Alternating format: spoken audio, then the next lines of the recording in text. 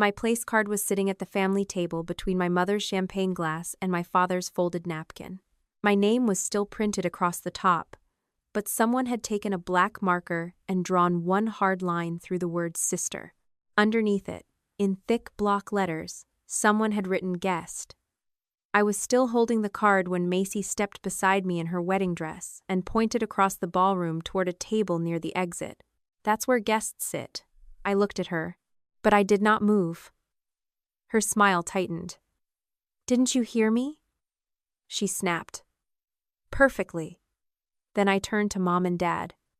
You agree? Mom did not even hesitate. She nodded once. She's right. Dad stared at the tablecloth and said nothing. That was all I needed. Before I tell you what happened after that, I hope you're doing well wherever you're listening from today. Stay with me. Because that little place card turned out to be the least disturbing thing my family had been doing behind my back. And if you enjoy stories about families who finally have to live with the consequences of their own choices, subscribe to the channel and stay with me to the end. I wish I could say the room went silent, because that would make the moment easier to describe. It did not. The band was still playing softly near the dance floor. Servers were still moving between tables with trays balanced on their palms. Someone near the bar laughed at something that had nothing to do with me. But inside the circle, immediately around our family table, conversations died one by one. Aunt Linda stopped talking with her fork halfway to her mouth. One of my cousins suddenly became very interested in the centerpiece. Two relatives on Dad's side exchanged the kind of look people use when they realize they have accidentally become witnesses to something they were never supposed to see. Even Gavin, Macy's new husband, glanced toward us from several feet away. He looked confused, not shocked, which told me Macy had not explained this part of her plan to him. I looked back at Macy. She was waiting for something. Anger, probably. Maybe tears. Better yet, a raised voice loud enough for the photographer to turn around and a few guests to pull out their phones. Macy had always understood the value of an audience. If I shouted, she could call me jealous.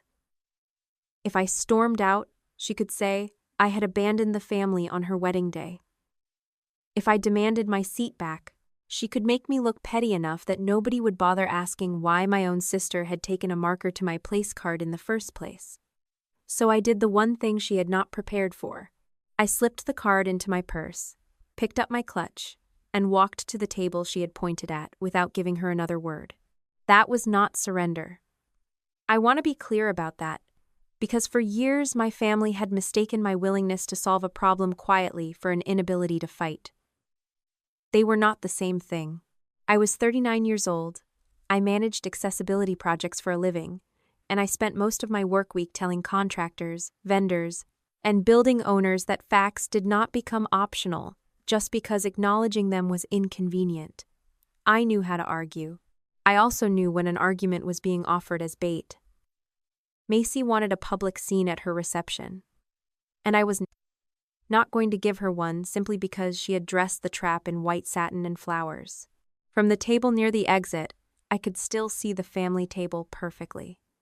Mom leaned toward Macy and said something that made my sister's shoulders relax. Dad lifted his water glass without looking in my direction. Gavin came back to Macy, and she immediately smiled at him as though nothing had happened.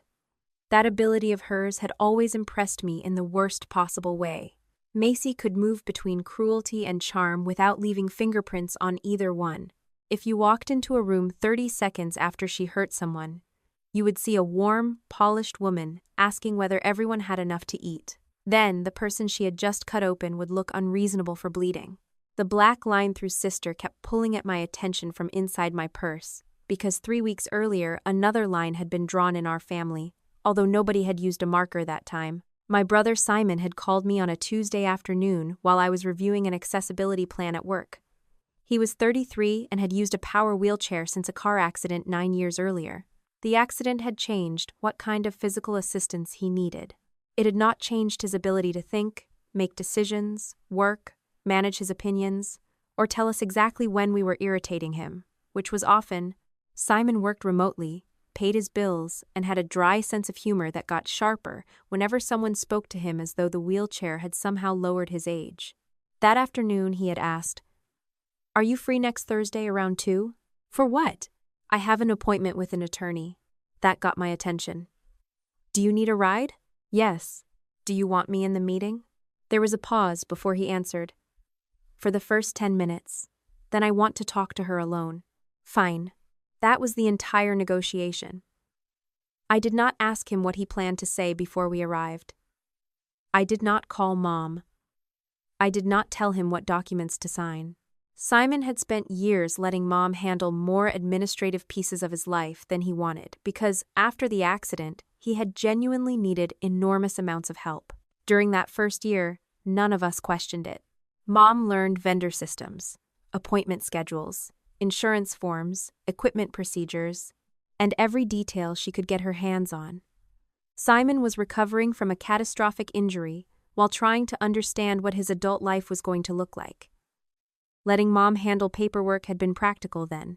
The problem was that 9 years had passed, and Mom still behaved as though the emergency had never ended. Simon wanted to review some of the authorizations he had signed during those early years. He wanted to know which ones still existed, which ones he could replace, and how to make sure companies and providers contacted him before contacting our mother. That was his idea. I drove him to the attorney's office because he asked me to. I sat through the introductory portion because he asked me to. Then he looked at me and said, "I'm good." So I stood up, took my coffee, and waited in the lobby. It was not complicated. At least, it should not have been. Mom found out 2 days later. I still did not know exactly how. Simon had told Dad he was reviewing old paperwork, and in our family, anything told to Dad generally reached Mom before the day was over. Macy knew by the following weekend. She called me and asked why I was dragging Simon to lawyers. I told her the truth. I didn't drag him anywhere. She said I was being technical. I said accuracy often sounds technical to people who prefer a better story. The conversation deteriorated from there.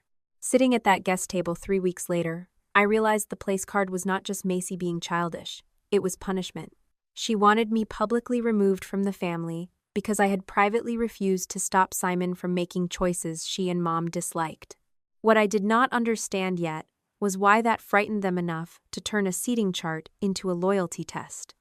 At the time, I assumed it was ordinary control mixed with wedding day arrogance. A few months later, I would understand that Mom had already started thinking much further ahead. Dinner began, and I made a point of enjoying it. The woman seated beside me was one of Gavin's cousins, a pediatric nurse from Wisconsin who had no idea why the bride's older sister was sitting beside the doors. She was funny, observant, and polite enough not to ask until dessert. I told her there had been a seating change. That was true. Across the ballroom, I caught Macy looking at me twice. The first time, she seemed annoyed that I was laughing. The second time, she looked away as soon as I met her eyes. She had expected my humiliation to become the emotional center of my evening. Refusing her that satisfaction was the first thing I did for myself that night. Later, when several relatives gathered near the family table between speeches, Macy raised her champagne glass and said something about how marriage had taught her who really showed up when family mattered. Then she added, with a casual little laugh, "Some people decide family only matters when it's convenient." Nobody needed a diagram to know where the sentence was aimed. Aunt Linda glanced toward me. Dad rubbed his thumb against the side of his glass. Mom smiled at Macy as though she had said something wise. I kept drinking my coffee. What interested me more was what Mom was doing every time Simon spoke to someone she did not recognize. His wheelchair made him easy to spot across the room, and Mom's eyes kept following him. When one of Gavin's friends crouched beside him to talk, she watched. When Simon rolled toward the patio doors with 2 cousins, she watched. When a server asked Simon directly where he wanted his plate placed, Mom half rose from her chair before sitting again. None of those things were dramatic enough for anyone else to notice. I noticed because I had spent years watching Mom confuse vigilance with love. Simon found me after the cake was cut. He rolled up beside my chair and looked at the place setting in front of me, then across the room at the family table. "Why are you over here?" I could have told him it did not matter. That would have been easier. Instead, I reached into my purse and handed him the card. He read it once, then again, his mouth flattened. She did this? Yes. Today? I'm assuming the black marker was not part of the printer package. His eyes lifted to mine. Did you say anything? I asked where she wanted me to sit. That's not what I meant. I know. Simon looked toward Macy. I'm going to talk to her. I put my hand lightly on the edge of the table, not on his chair. It's her wedding. Decide tomorrow how much energy you want to give this. His jaw tightened. You're telling me to let it go? No. I'm telling you not to let her choose the time and place for your reaction too. That made him pause. He looked at the card again, then at Mom and Dad. They knew? Yes. Did they agree? I did not soften it. I asked them. Mom said Macy was right. Dad didn't object. The anger in his face changed. Macy hurting me was one thing. Our parents endorsing it was another. Simon handed the card back carefully, as if it had become evidence of something neither of us had fully named yet. That's messed up. Yes. You okay? I'm irritated. You look calm. I can be both. That got the smallest smile out of him, which was exactly why I loved talking to Simon. He did not need me to perform injury, so he could believe I had been injured. He did not tell me what I should feel.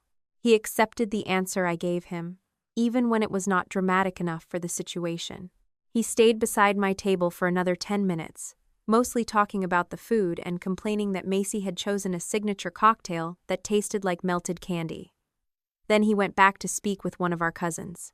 I watched Mom track him again as he crossed the room, and for the first time that evening, I wondered whether the real conflict had never been between Macy and me at all. Maybe I was simply the easiest person to punish for a decision Simon had made himself. I left the reception after 11. I did not make an announcement. I hugged Aunt Linda, said goodnight to Gavin when I passed him near the bar, and congratulated Macy because I was not going to give her the satisfaction of saying I had refused. Her expression when I told her the reception was beautiful was almost worth the entire seating stunt. She looked like someone who had thrown a punch and discovered the other person had declined to participate in the fight. The next morning, my phone buzzed before I had finished coffee. Mom's name appeared on the screen. Simon's equipment supplier needs someone to call Monday. Can you handle it? I stared at the message longer than it deserved. There was no apology, no question about whether I had gotten home safely, no acknowledgement that less than 12 hours earlier she had agreed I was no longer worthy of sitting with the family. Just a task. I opened my purse and pulled out the place card. Sister had been crossed out so hard the marker had slightly indented the paper. Guest sat underneath it in Macy's handwriting. Then I opened my messages with Simon. Did you ask Mom to have me call the equipment company? His answer came a minute later. No. I already have the number. I wrote back. Are you handling it? Yes.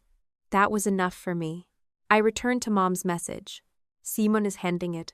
Her reply appeared almost immediately. You know he hates those calls. Before I could answer, Simon sent another message. I said I'm handling it. I smiled despite myself and typed back. Then you're handling it. That should have been the end of the conversation. Simon was an adult. He knew what the call involved. He had the number. If he wanted help, he knew how to ask me for it. What Mom wanted was not help for Simon. She wanted me to step into the old position automatically, because that was how our family had always worked. Mom identified a problem. Dad stayed out of it. Macy stayed busy. I fixed whatever was falling apart. The difference that morning was that I finally noticed who benefited when I kept catching everything before it hit the floor. I put the place card in the top drawer of my desk instead of throwing it away. I did not know why I kept it. Maybe because the cruelty was so petty, it almost needed physical proof. Maybe because some part of me understood that Macy had done me an accidental favor. She had taken an unspoken family rule and written it down in black ink. My phone buzzed again about 20 minutes later. This time it was Simon. He had sent me a screenshot from the online portal for the company that serviced his wheelchair equipment. A routine service appointment that had been scheduled for the following week had been moved to a different day.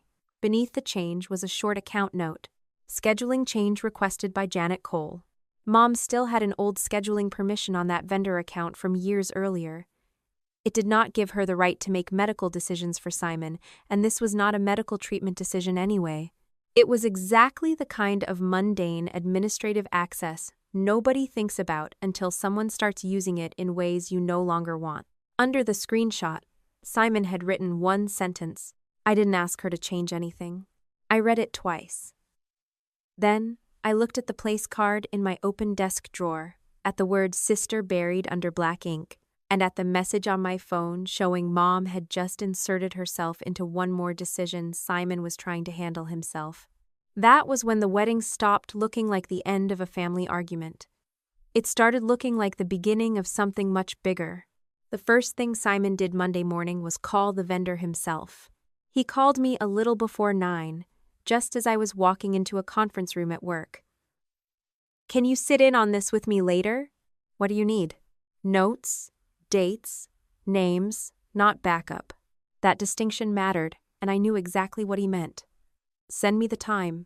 At 11:30, I closed my office door, put my phone on speaker, and opened a blank document on my laptop. Simon was already connected when the customer service representative joined. The conversation began politely enough. Simon gave his account number, confirmed his identity, and asked who had changed his service appointment. The representative hesitated. It looks like the request came through an authorized scheduling contact. My mother? Yes. Did I approve the change? Another pause. I don't see a note that says you did. Simon was quiet for half a second. Then move it back to the date I originally chose. The woman complied. He asked what authority his mother still had on the account. She explained that years earlier, Janet Cole had been listed as someone permitted to discuss scheduling and equipment service logistics. It was not medical decision-making authority, and she could not authorize treatment on Simon's behalf. But because the vendor handled wheelchair maintenance rather than medical care itself, old scheduling permissions had remained on the account long after Simon stopped needing Mom to coordinate every appointment. I want that changed, Simon said.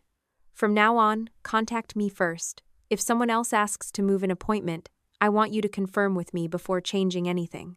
The representative agreed to note the account and told him she would send written confirmation. Simon asked for her name, the confirmation number, and the time of the original change. I typed each one down. Then he said, Adrian, did I miss anything? Ask whether the old permission can be removed completely or whether you need a separate form. He did.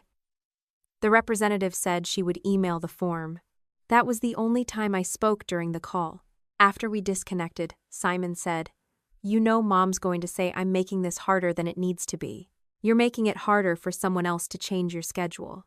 Same thing, according to her. I smiled. Do you want me to keep the notes? Yes. Send me a copy, but don't do anything with them. Got it.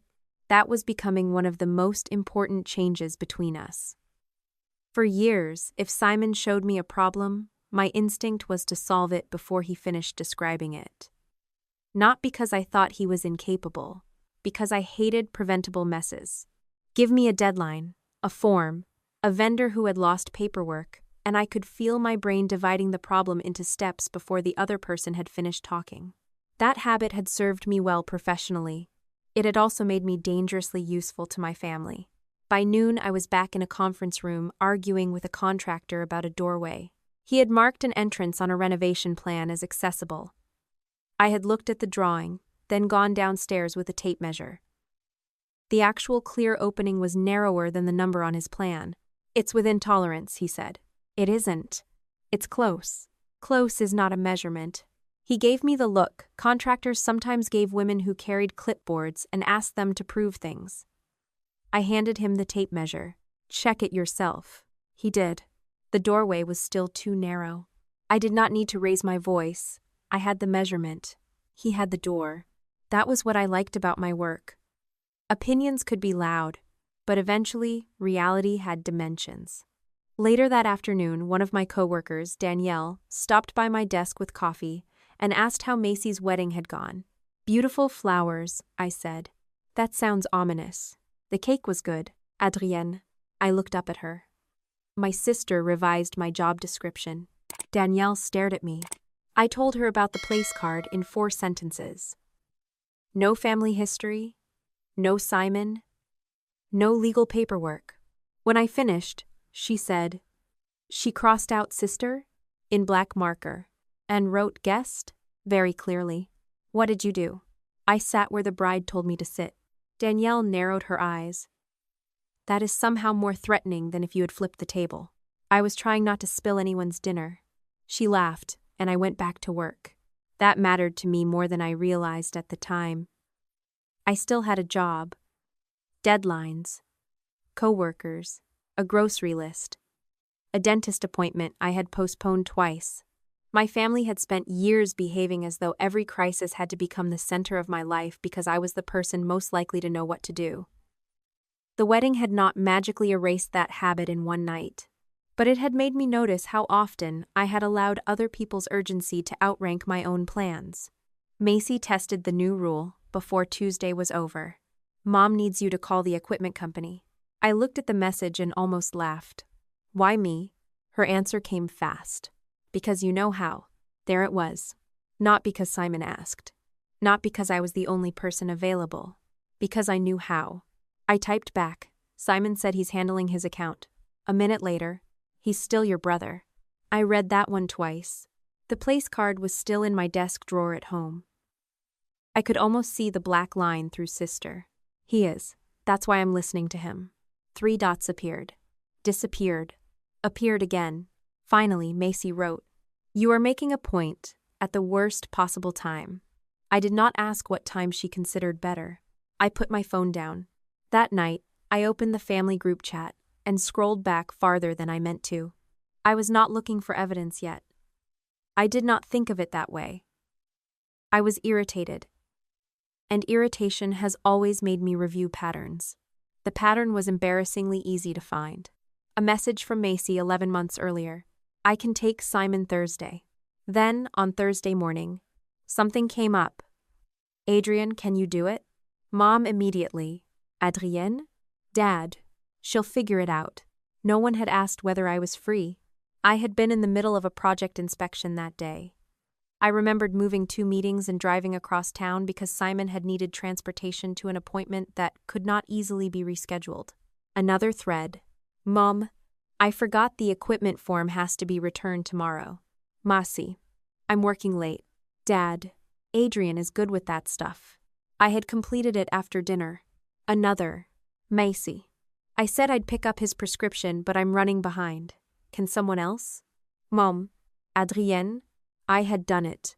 There were also times I had said no. That was important. I was not discovering that I had spent 39 years crawling behind my family with a broom. I had my own life, and I defended it more than they liked to admit. I had refused last-minute airport pickups, changed dates when Mom assumed I would attend appointments, and once told Macy that her failure to plan did not become my emergency merely because she added 3 exclamation points to a text. But whenever the consequence of their mistake landed directly on Simon, I was more likely to step in. That was the trap. Macy could cancel something because she knew I probably would not let Simon be stranded. Mom could forget a deadline because I would probably stay up late and fix the paperwork. Dad could promise something he did not fully understand because if it went wrong, he knew which daughter he could call. I had thought I was protecting Simon from their unreliability. I had also been protecting them from the consequences of being unreliable. The realization did not make me angry with Simon. He had not built that system. If anything, he had spent years trapped inside it too. He called me Wednesday evening. I made a list. That sounds suspiciously organized. I know. I blame you. What's on it? He emailed it while we were talking. It was not dramatic. That was what made it convincing. Update provider authorizations. Change emergency contacts. Compare apartment options. Review transportation. Interview new personal care service. Move all routine bills to direct account access. Confirm which vendors still contact Mom first. At the top, he had written 1 sentence. Things I want to handle directly. I read the list once. Then again. How long have you been working on this? A while. How long is a while? Since before the attorney. That surprised me. I had assumed the attorney appointment was the beginning. It was not. You already looked at apartments? Online. How many? Probably 20. And you didn't tell me? I didn't know I needed permission. The dryness in his voice made me laugh. You don't. I know. What do you want from me? That's actually why I called. Half these apartment listings say accessible when what they mean is there's a ramp somewhere in the county.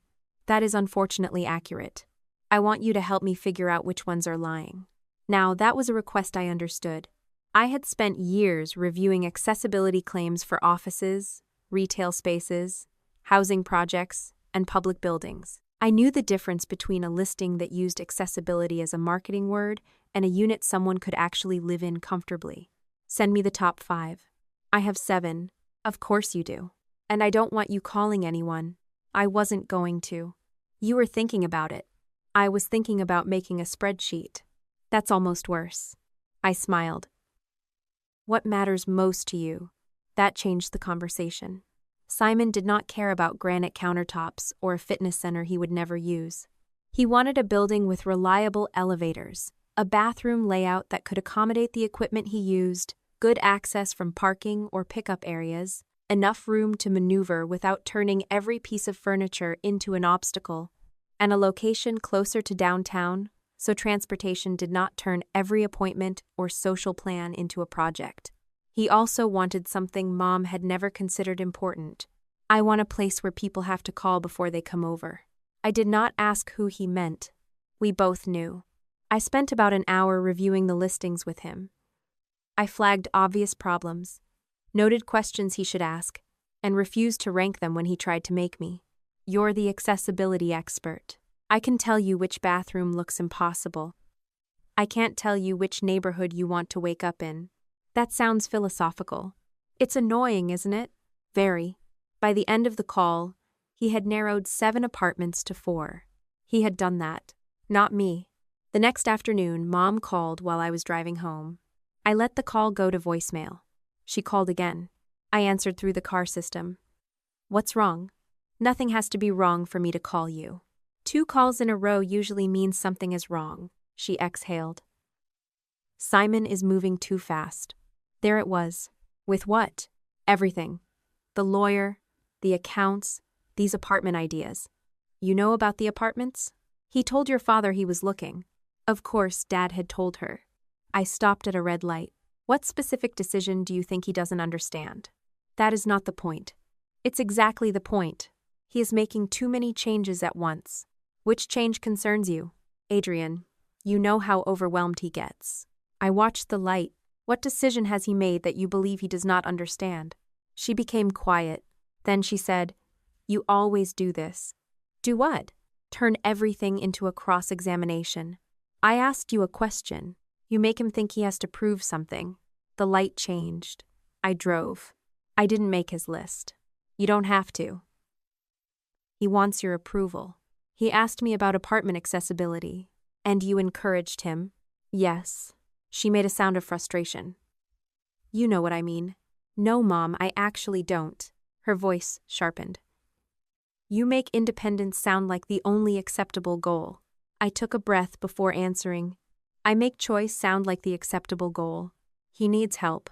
I know. You say that like you resent it. I don't resent helping Simon. Then why are you suddenly refusing to help the family? That sentence answered more than she intended. I slowed as traffic thickened ahead. I'm not refusing to help Simon. You know what I mean. Again, that phrase had become a shortcut in our family. You know what I mean usually meant. Please accept the implication I prefer so I do not have to say the ugly part clearly. I said, if Simon asks me for help, I'll decide whether I can help. If you assign me something because you think I should do it, I may say no. You're punishing us over Macy's wedding. No. Then what are you doing? Listening when people tell me what they want. She went silent. I almost mentioned the place card. I did not. It did not need help yet. Mom changed tactics. He is going to make a decision he regrets. Probably. That shocked her enough to interrupt. What? He's 33. He will make decisions he regrets. So will I. So will you. This is different. Why? Because the consequences could be serious. Then tell him that. He may agree with you. He doesn't listen to me anymore. That sentence came out smaller than the rest. For one moment, I heard the fear under the control. I understood it. That did not make the control acceptable. I said, maybe start by talking to him instead of changing things for him. She hung up. I drove the rest of the way home without calling back. That was new too. 2 days later, Simon sent me 4 apartment listings with notes attached. He had spoken to property managers, asked questions about elevators, entrances, bathrooms, power outages, and maintenance. He had already rejected one because the building manager kept answering accessibility questions with phrases like, "We've never had complaints before." I looked at his notes and felt something uncomfortable. Pride, yes. Also embarrassment. Not because Simon was capable, because part of me had expected him to need more of me than he did. That was not something Mom had invented entirely. I had my own habits to examine. The difference was what I did when I noticed them. I called Simon. These notes are good. I know. Modest too. Also yes. Which one do you want to see first? The one near downtown. Do you want me there? Yes, but I'm making the appointment. Okay. I already did. I laughed. Even better. We agreed on Saturday morning. Friday afternoon, I was reviewing drawings when Simon called. No greeting. Did you cancel my apartment tour? I sat up. No. Did you tell Mom where I was going? No. Dad? No. There was a pause. Then he said, "The leasing office just emailed me." What happened? They said my Saturday tour was canceled yesterday. By you? No. My hand stopped moving over the keyboard. Who canceled it? He forwarded the email. I opened it. The property manager had written politely, almost apologetically. We received a call yesterday from a woman who identified herself as your mother and said the tour was no longer necessary. She indicated that you had decided not to proceed. Please let us know if you would like to reschedule. I read it once. Then again. My first instinct was to call Mom. My second was to call the building. Both instincts were wrong because neither decision belonged to me. So I asked the only question that mattered. What do you want to do? Simon answered without hesitation. I want my appointment back. Then call them. I'm going to. Another pause. Then his voice changed. Not louder. Just colder. Adrienne? Yeah? She didn't even know which building I picked. That was the part I could not explain away. Mom knew Simon was looking at apartments. Dad might have mentioned the neighborhood. But this building was one of several Simon had been considering, and he had only chosen to tour it 2 days earlier. I looked at the email again. The cancellation bothered me. The timing bothered me more. But the question that stayed with me after we hung up was much simpler. If Simon had not told Mom which apartment he chose, how had she known exactly where to call? Simon got the apartment tour back before lunch. He called the leasing office himself, explained that he had not canceled anything, and asked them to restore the Saturday appointment. The property manager apologized several times and told him the woman who called had sounded convincing. She knew Simon's full name, his current address, the fact that he used a power wheelchair, and enough about his schedule to make it sound as if she was handling the move for him. When Simon asked whether the caller had specifically said she had legal authority to cancel on his behalf, the manager admitted she had not. She had simply said she was his mother and was coordinating his care. The manager had made an assumption. It was an understandable one. That was the problem. Mom had spent years occupying enough space in Simon's life that strangers often assumed speaking to her was the same as speaking to him. Simon did not yell at the manager. He did not threaten to sue anyone. He asked for a written note on his file stating that schedule changes had to come from him directly. Then he confirmed Saturday at 10 and called me. We're back on. Good. She apologized. She should. She also said Mom sounded very official. That sounds like Mom. He was quiet for a moment. I don't know how she knew. Neither did I. I had been thinking about it since the night before, but every path led back to the same uncomfortable possibility. Mom had either gotten information from Dad, from one of the old service contacts she still spoke with, or from someone who assumed she was entitled to know because she was Simon's mother. None of those explanations made the cancellation acceptable. They only showed how easy it was for control to hide inside familiarity. Saturday morning was bright and cool, the kind of Minnesota spring day that could not decide whether it belonged to April or June. Simon met me outside the apartment building instead of asking me to pick him up. He had arranged an accessible ride himself and arrived before I did. I noticed that immediately, not because it was extraordinary, but because part of the old family routine had been built around transportation.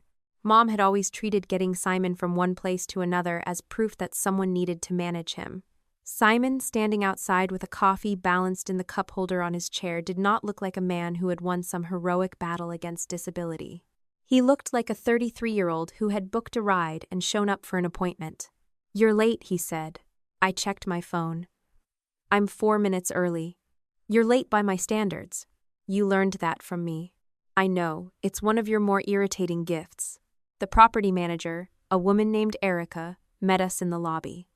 This time she spoke directly to Simon from the first sentence. She explained the building layout, the elevator system, the package room, the emergency exits, and the available units. I walked beside them and mostly kept quiet. Simon had asked me to look at the physical accessibility of the apartment, not to interview the manager for him. The first unit was decent. The entrance was wide, the kitchen had enough turning space, and the bedroom would work with some furniture planning. The bathroom was the problem. The photographs online had made it look larger than it was, and the placement of the vanity left less usable maneuvering space than Simon expected. I measured it. Then I measured it again. "No," I said. Simon looked over. "No what?" "No to this unit." Erica glanced between us. I pointed at the layout. "The bathroom is going to be a problem. You can make it work, but you're going to be fighting the vanity every day. And if they won't modify it, I wouldn't choose this." Simon raised one eyebrow. "You wouldn't choose it." "Correct. That's different from me not choosing it." I heard myself. It was not a dramatic correction. He did not accuse me of becoming mom. He did not need to. I put the tape measure back in my bag. "Fair." Erica looked politely at the floor. I said, "My concern is the bathroom. It will be inconvenient and possibly expensive to adapt depending on what they allow. The decision is yours." Simon nodded. "Better." Then he rolled farther into the bedroom and asked Erica about wall reinforcement. I stood there for a second, annoyed with myself. That was the difference between control and support in its smallest form. Sometimes there was no villainous intention. Sometimes you knew something, you saw a problem, and because your concern was valid, you quietly promoted your opinion into someone else's decision. I had almost done it without noticing. The important part was not pretending I would never overstep. The important part was what happened when Simon told me I had. We toured 2 more units. The second had better bathroom space but a long route from the accessible parking entrance. The third was the one Simon had been most interested in. It was on a lower floor, the hallway was wide, the bathroom configuration was workable, and the building had 2 elevators instead of 1. Simon asked Erica what happened during a power outage. She explained that emergency lighting and building systems had backup power, but the elevators could still be temporarily unavailable depending on the outage. She described their emergency plan and gave him the building manager's contact information. Simon asked about snow removal near the accessible entrance. He asked about package deliveries. He asked how long elevator outages usually lasted when repairs were needed. He asked whether management would allow a modification to the bathroom if he paid for an approved change. I did not ask a single question until he looked at me and said, "Anything I missed?" "Door pressure on the main entrance." He asked Erica. That was it. On the drive home, I realized Mom would have hated the tour for one simple reason. There was nothing to rescue Simon from. He had questions. Erica had answers. I had expertise. Simon used both without surrendering the decision. Mom called that evening and invited me to dinner the following Tuesday. I almost said no automatically. Then she added, "Your father wants to see you." That made me pause. Dad and I had barely spoken since the wedding. He had sent me a text the next morning saying he hoped I got home safely. He had not mentioned the place card, Macy, or Mom agreeing that I should sit by the exit. I went. Their house looked exactly as it always did. Same cream-colored walls. Same framed family photos on the hallway table. Same clock above the fireplace running 3 minutes fast because Dad claimed it helped him leave on time even though he knew it was 3 minutes fast. I had spent enough years in that house to walk through it in the dark. Mom was in the kitchen when I arrived. Dad was outside finishing something in the garage. Dinner's almost ready, Mom said. I set my purse on a chair. Need help? The question came out from habit. Mom immediately said, You can set the table. So I did. That was not the kind of help I had decided to stop giving. Setting plates for dinner was ordinary. The boundary was not that I would never lift a finger for my family again. The boundary was that they did not get to turn my competence into an obligation they could assign without asking. While I was carrying glasses into the dining room, I noticed a black notebook on the end of the kitchen counter. Mom came in behind me, picked it up, and moved it closer to her purse. The motion was small. Too small to mean nothing. What's that? I asked. Nothing. That answer has never once meant nothing. She gave me an irritated look. I've been keeping notes. About what? Simon. I put the last glass down. Why? Because somebody needs to remember what actually happens. I did not like the sentence. What actually happens with what? She opened the notebook just enough to show me a page. There were dates, short descriptions, missed appointment, transportation issue, renewal delay, provider confusion, argument about care schedule, purchase concern. I recognized some of the events. That made it worse. What is this for? It's for me. Why are you documenting him like an employee with performance problems? Mom closed the notebook. That is exactly the kind of language I expected from you. I asked a question. I'm tired of everyone acting like I'm imagining things. Simon has had more problems in the last few months. According to whom? According to reality. I looked at the notebook again. A transportation problem is not the same thing as being unable to make decisions. I didn't say it was. Then why are you writing it down? Because patterns matter. There was enough truth in that sentence to make it dangerous. Patterns did matter. My entire career was built around noticing them. A single narrow doorway could be a mistake. 5 narrow doorways across the same project meant somebody's process was broken. But patterns depended on what you counted and what you ignored. Mom's notebook listed Simon missing an appointment. It did not list every appointment he attended without her. It listed a delayed renewal. It did not list every deadline he handled himself. It listed an argument. It did not list the decisions he made calmly every day. She was not recording his life. She was recording a category of moments. Dad came in from the garage before I could push further. He greeted me too brightly, kissed my cheek, and asked about work. Mom slipped the notebook into her purse. I noticed. Dad noticed me noticing. Nobody said anything. Dinner stayed polite for 20 minutes. Dad talked about a neighbor replacing his fence. Mom complained about the catering bill Macy had apparently forgotten to reimburse them for. I almost laughed at the irony but kept eating. Eventually Dad asked, How's Simon? You talked to him. You know what I mean. I was beginning to hate that phrase. He's looking at apartments. Mom's fork stopped moving. Dad nodded carefully. Your mother mentioned that. I'm sure she did. Mom said. Have you told him what you think? About what? Moving. He asked me about accessibility. I told him what I thought about the units. I mean, whether moving is a good idea. That's his decision. Mom leaned back. Dad gave me a warning look that was so subtle most people would not have noticed. I noticed. After dinner, Mom went upstairs to answer a call. Dad carried plates into the kitchen. I followed him. What is the notebook for? He kept rinsing a plate. You'll have to ask your mother. I did. Then you have your answer. No, I have a sentence. Side. Adriana. What? She's worried. I know. She has spent 9 years worrying about him. That doesn't answer my question. He put the plate in the dishwasher harder than necessary. Your mother needs somewhere to put the anxiety. In a notebook? If that's what helps. I folded my arms. She's documenting every mistake Simon makes. Dad, shut the dishwasher. You're making it sound sinister? I'm describing it.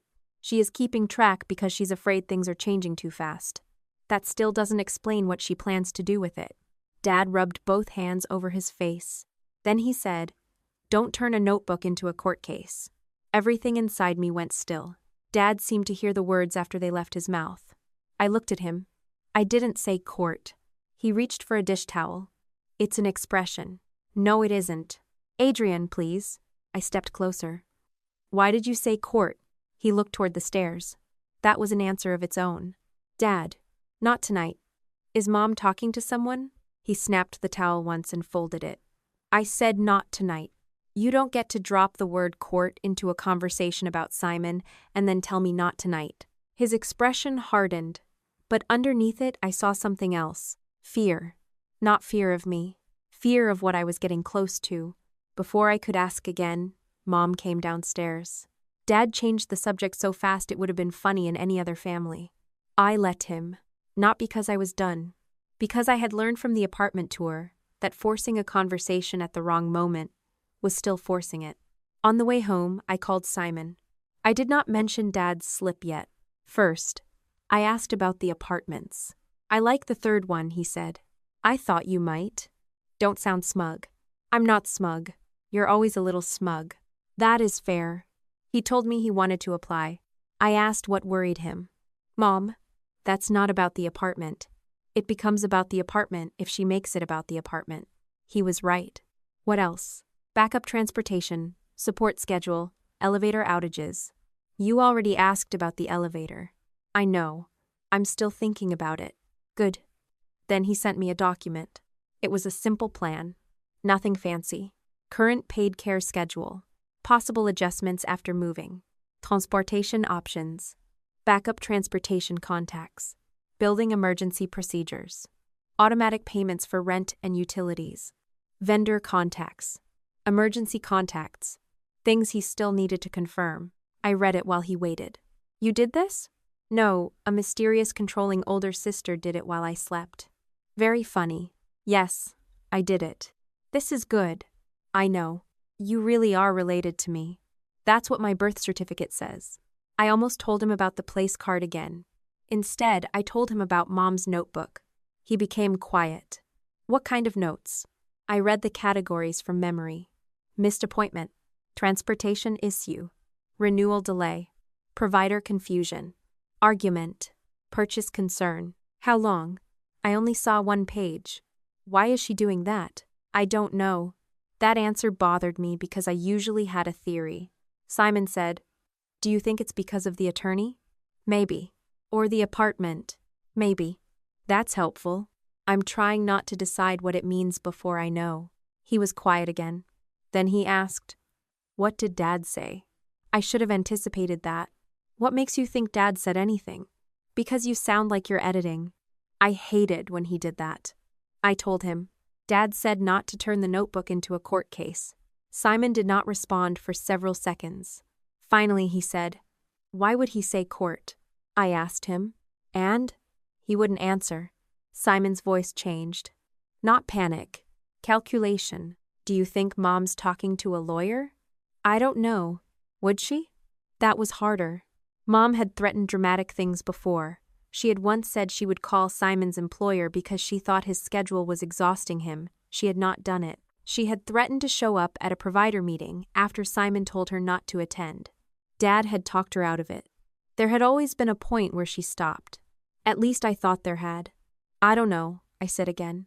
Simon exhaled slowly. I'm applying for the apartment. Okay. I'm not waiting for her to approve it. Okay. And if she calls you, don't negotiate with her for me. I won't. That part was easy. What was harder was recognizing how much of my family's old structure depended on negotiation through me. Mom would tell me what Simon really needed. Simon would tell me what Mom was doing. Dad would ask me to calm everyone down. Macy would disappear until someone needed a ride or a form signed. Then I would organize the chaos. Not anymore. 2 days later, Simon submitted the apartment application. Mom found out before the weekend. I still did not know exactly how. Simon had mentioned to Dad that he was applying. Dad had apparently told Mom. There was no privacy breach or secret source this time. Just Dad doing what Dad always did. Mom called Simon first. I knew because he texted me afterward. She lost it. I wrote back. Do you want me to call? No. Do you want me to come over? No. Do you want anything? 20 minutes. I understood. 20 minutes later I called. He answered with, she says the apartment is unsafe. What part? All of it. That's specific. She says I haven't planned for emergencies. You have. She says paid support workers cancel. They can. She says transportation fails. It can. She says elevators break. They do. She says that means I shouldn't move. There it was. Every risk had become proof that the decision itself was wrong. What do you think? I asked. I think I live somewhere now where elevators can break. Correct. I think Mom cancels things too. Also correct. I think being near downtown makes backup transportation easier, not harder. Yes. And I think if I wait until nothing can ever go wrong, I'll die in the apartment I'm currently in. I leaned back in my chair. That sounds like a decision. It is.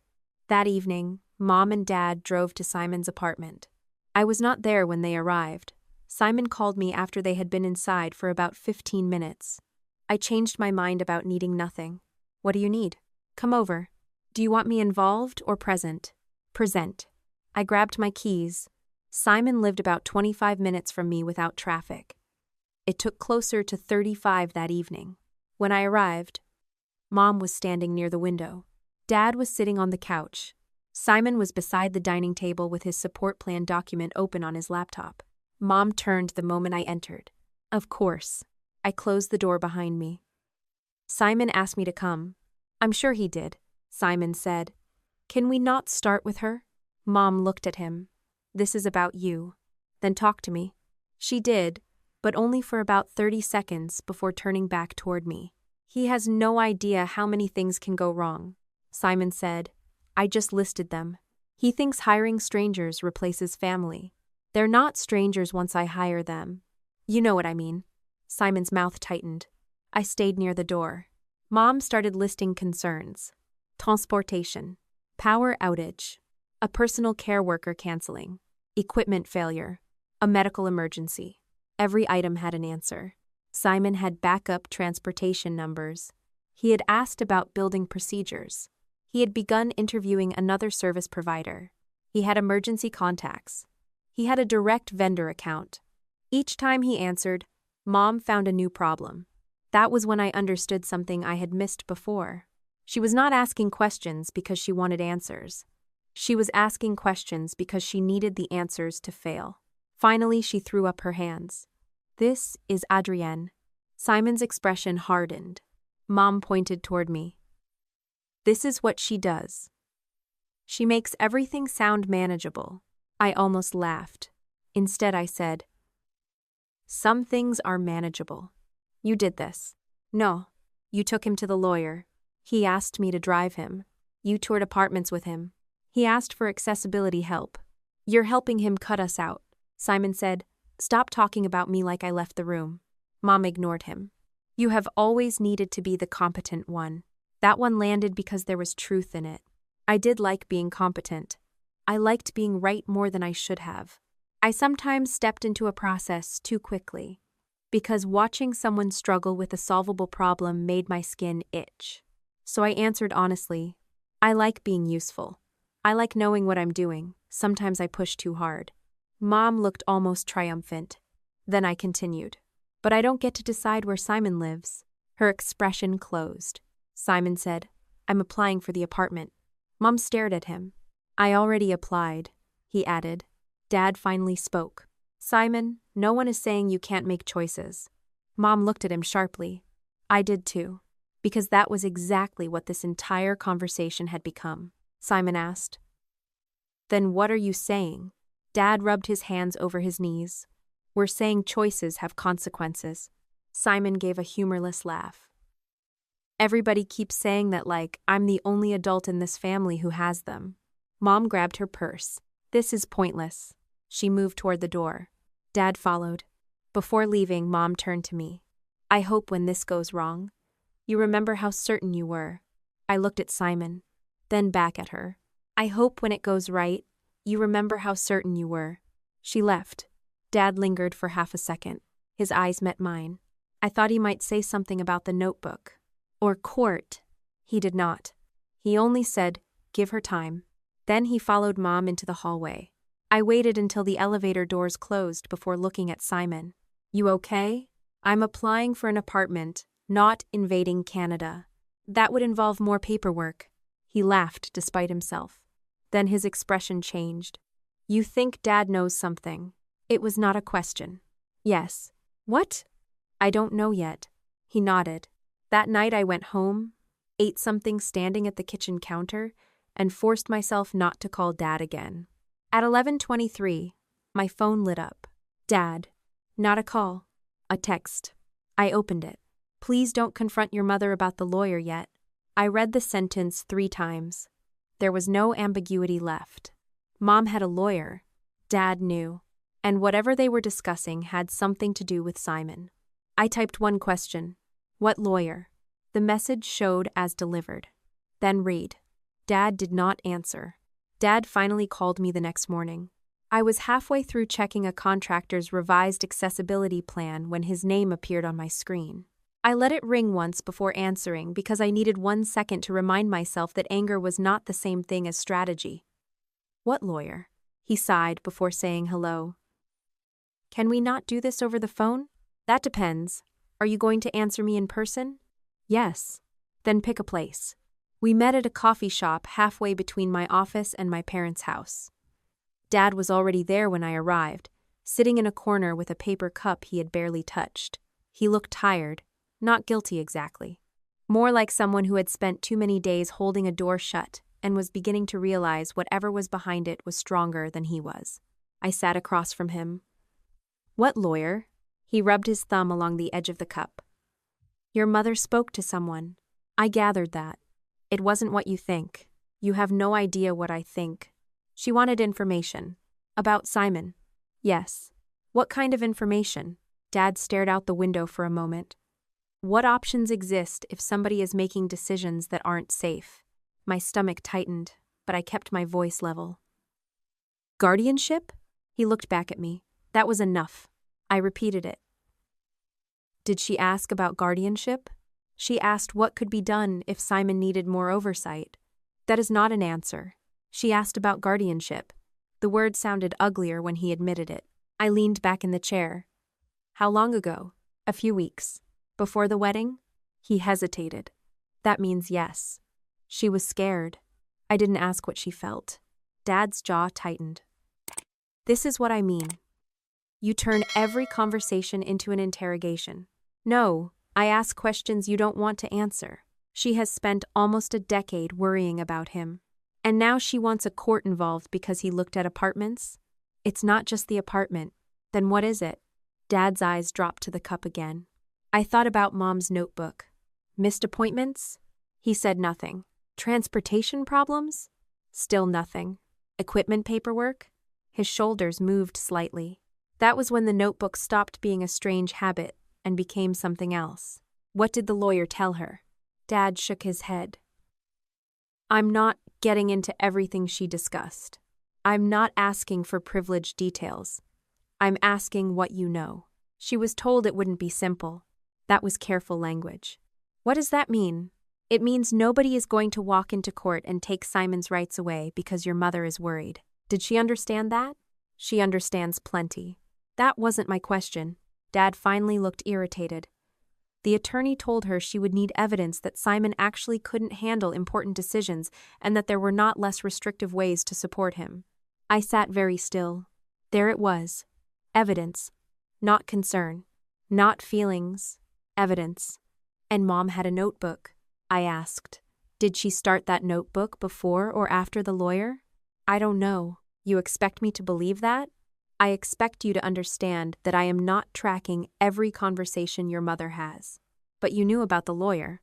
"Yes. You knew what she was told. Some of it. You knew she was documenting Simon." Dad pushed his cup away.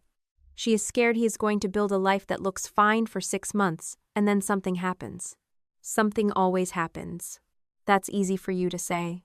No, Dad, it's true for everybody. You don't depend on people physically. That landed differently. I paused before answering. Correct. Simon does.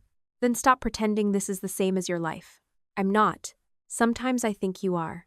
What I'm saying is needing help does not automatically mean somebody else gets to make your decisions. Dad looked away. I lowered my voice. Does Mom actually plan to file? I don't know. That one I believed. Do you think she will? I think she wants Simon to slow down. That is not the same question. Adrienne.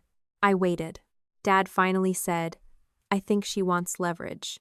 I nodded once. Thank you. He looked relieved, which bothered me more than if he had argued. You cannot tell Simon she is definitely filing, he said. I'm not going to tell him something I don't know. And don't go over there and accuse your mother of trying to take over his life. I don't need to accuse her of anything. I have enough information to tell Simon she spoke to a lawyer about guardianship. Dad's expression changed. You're going to tell him? Yes. Why? I stared at him. He realized how absurd the question sounded. He has a right to know. You're going to panic him. That is his decision too. Dad leaned forward. Sometimes information can hurt people. Sometimes withholding it lets other people act while they're unprepared. He closed his eyes briefly. I stood up. Adrienne. I stopped. Your mother loves him. I know. She is not trying to hurt him. I hope that remains true. I left before he could ask me to keep another secret. Simon answered on the second ring. You sound like you have news. I met Dad. Good news? No. He went quiet. I told him exactly what Dad had told me, and exactly what Dad had not told me. Mom had spoken to an attorney. She had asked about guardianship. The lawyer had apparently told her she would need real evidence and that less restrictive forms of support mattered. Dad did not know whether she planned to file. I did not tell Simon what I thought he should feel. When I finished, he said, So the notebook. Probably connected. Probably? I don't know when she started it. That's fair. He was silent for several seconds. Then he asked, if she files, can she actually do this? I don't know enough to answer that. Good. What? I wanted to see if you'd pretend. I almost laughed. I'm touched by your confidence. I'm calling my lawyer. Do you want me there? Not at first. Okay. Can you help me find the old documents from after the accident? Yes. That I do want. We agreed to meet that evening. The old documents were not kept in one dramatic locked box. They were spread across boring places because that is how real life works. Simon had scanned some, Mom had copies of others, a few were in an old folder in Simon's desk. There was a durable power of attorney he had signed when he was 24, and overwhelmed by hospital bills, insurance calls, rehabilitation paperwork, and the kind of fatigue that made reading 10 pages of legal language feel impossible.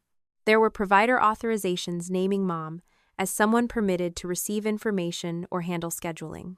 There was an old healthcare directive with Mom heavily involved in the structure, created during a period when Simon had been terrified of what would happen if he could not speak for himself.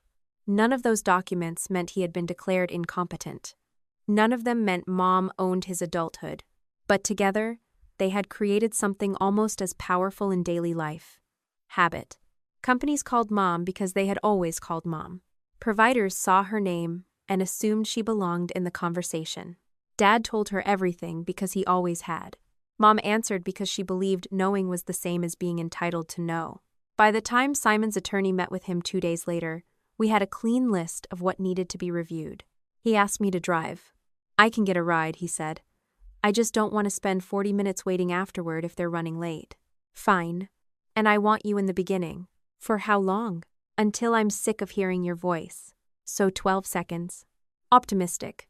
The attorney's office was in a converted brick building with a ramped entrance that had clearly been added years after the structure was built. Simon noticed the slope immediately. Too steep, he said. Probably. You're not measuring it? I'm showing restraint. He looked impressed. Growth. His attorney, Rebecca Morgan, was in her 40s, direct without being cold. She spoke to Simon first, which should not have felt notable but did. She reviewed the documents he brought and asked what he wanted. Not what his mother wanted. Not what I thought was best. What he wanted. Simon said, "I want to know who can still do what." Rebecca nodded. Good place to start. She explained the documents, one at a time. The durable power of attorney dealt with specific financial and administrative authority. Depending on the scope and how it had been written, Simon could revoke or replace it while he had capacity, then notify the people or institutions that might otherwise rely on the old one. The healthcare directive was different. It existed for healthcare decision-making according to its terms, especially if Simon could not make or communicate decisions himself. It did not turn Mom into someone who could override him simply because she disliked a choice he made while fully capable of making it. The information releases and vendor permissions were their own category. Those were often the messiest in practice because old names stayed in systems long after families forgot why they were added. Rebecca looked at Simon. Needing help with physical tasks does not mean you cannot make decisions. I know. I'm saying it because families mix those ideas together all the time. I stayed quiet. Simon asked, "If my mother petitions for guardianship, what happens?" Rebecca did not dramatize it. She can file. Filing is not winning. You would have rights. You would have counsel. You would have the opportunity to respond. The court would look at actual decision-making ability and whether less restrictive support can meet your needs. Simon frowned. What counts as less restrictive? Support you choose. Services. Trusted people helping with particular tasks. Supported decision-making. Technology. Direct provider. Relationships.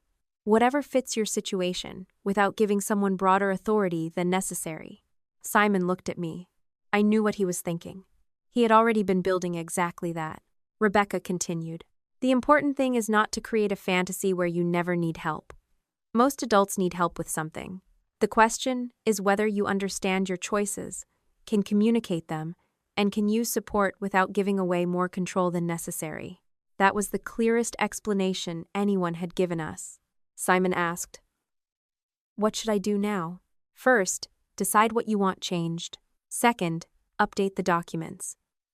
Third, notify the places that need to know. Fourth, keep records of direct communications. If somebody is still contacting your mother first after you update things, document it. Do I need to prepare like she's filing? Rebecca paused.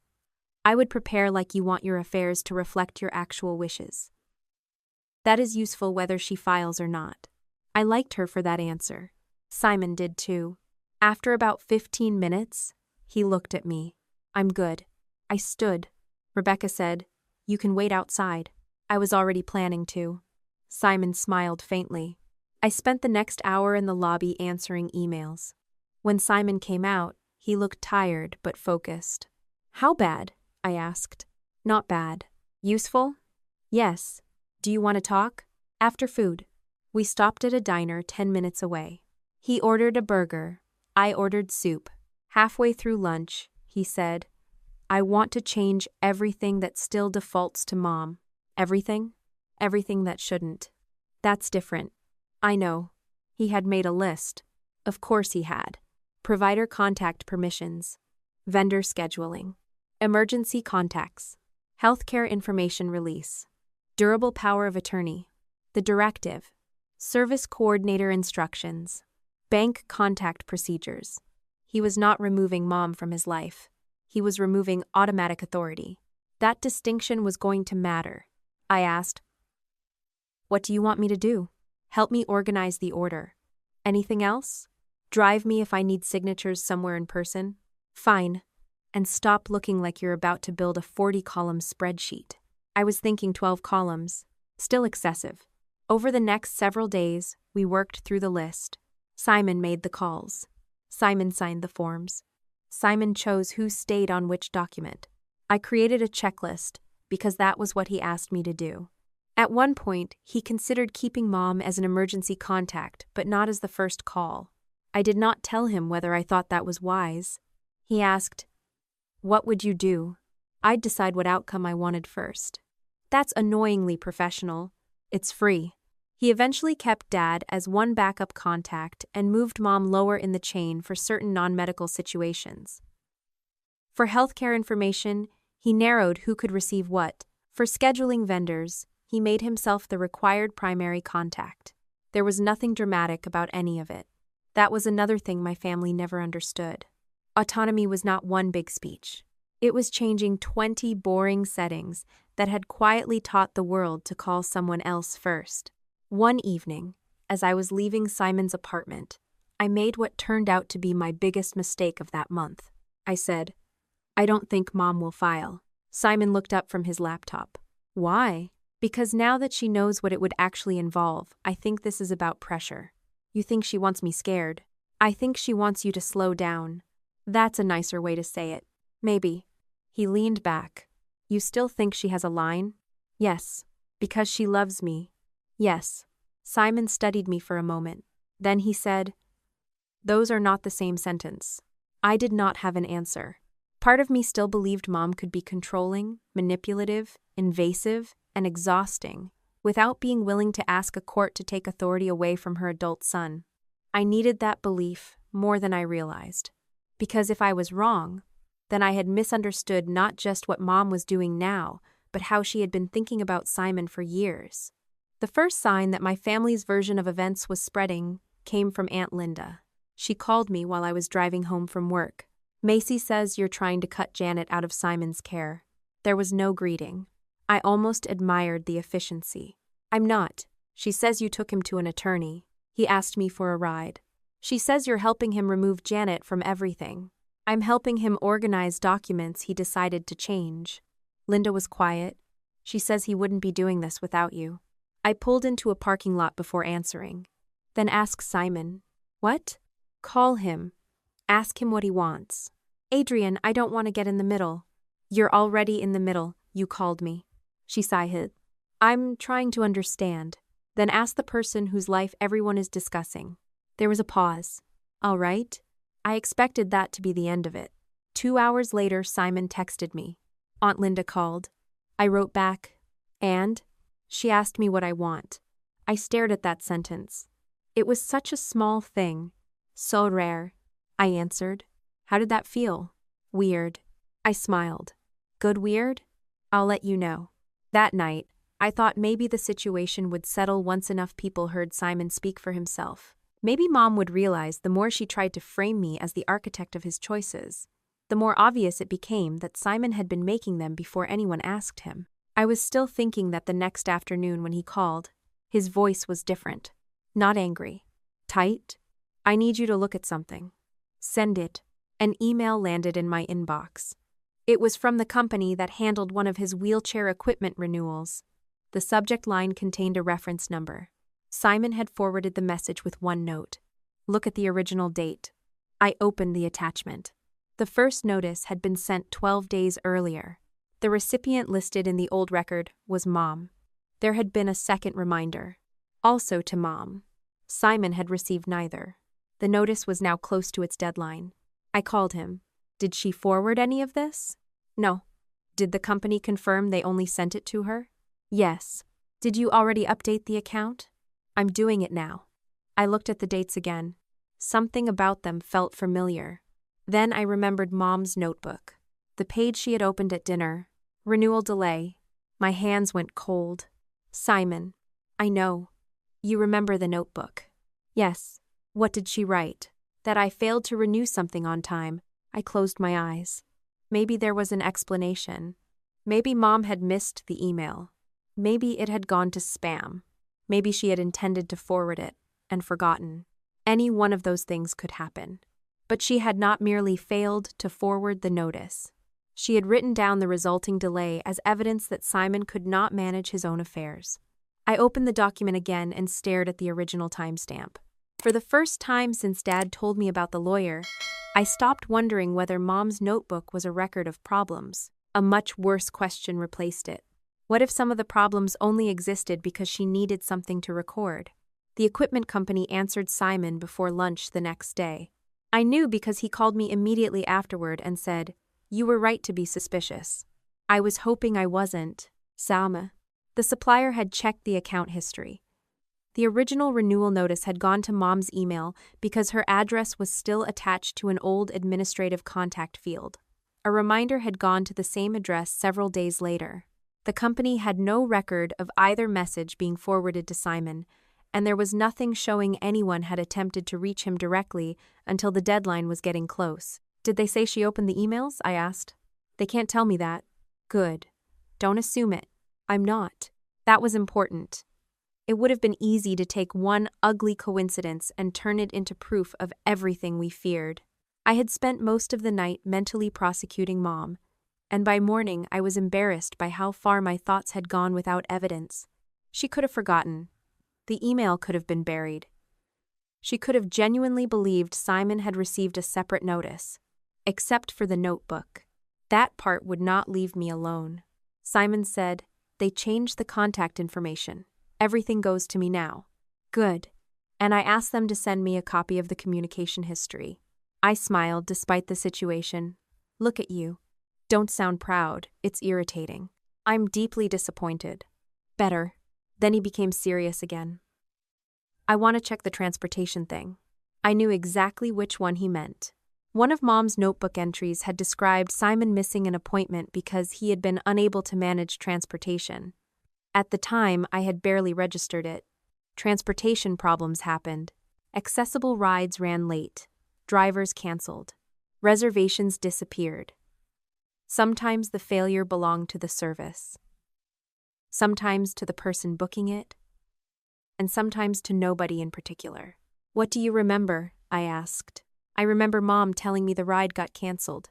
Did you book it? I thought I did. That sounds uncertain. It was months ago. Then check before deciding what happened. I know. He called the transportation provider himself. I went back to work. For almost 2 hours I heard nothing. And that was probably healthy because it forced me to focus on something besides my mother. I had a site meeting that afternoon and spent most of it arguing about whether moving a door 6 inches would actually solve a clearance problem. By the time Simon called again, I was standing in a parking garage with rolled plans under one arm. You somewhere you can talk? Give me 30 seconds. I got into my car and closed the door.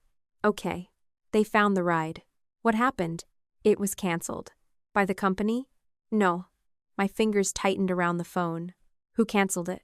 They gave me the last 4 digits of the phone number used to call. I already knew. Mom? Yes. I closed my eyes. Are they certain? They have the call record.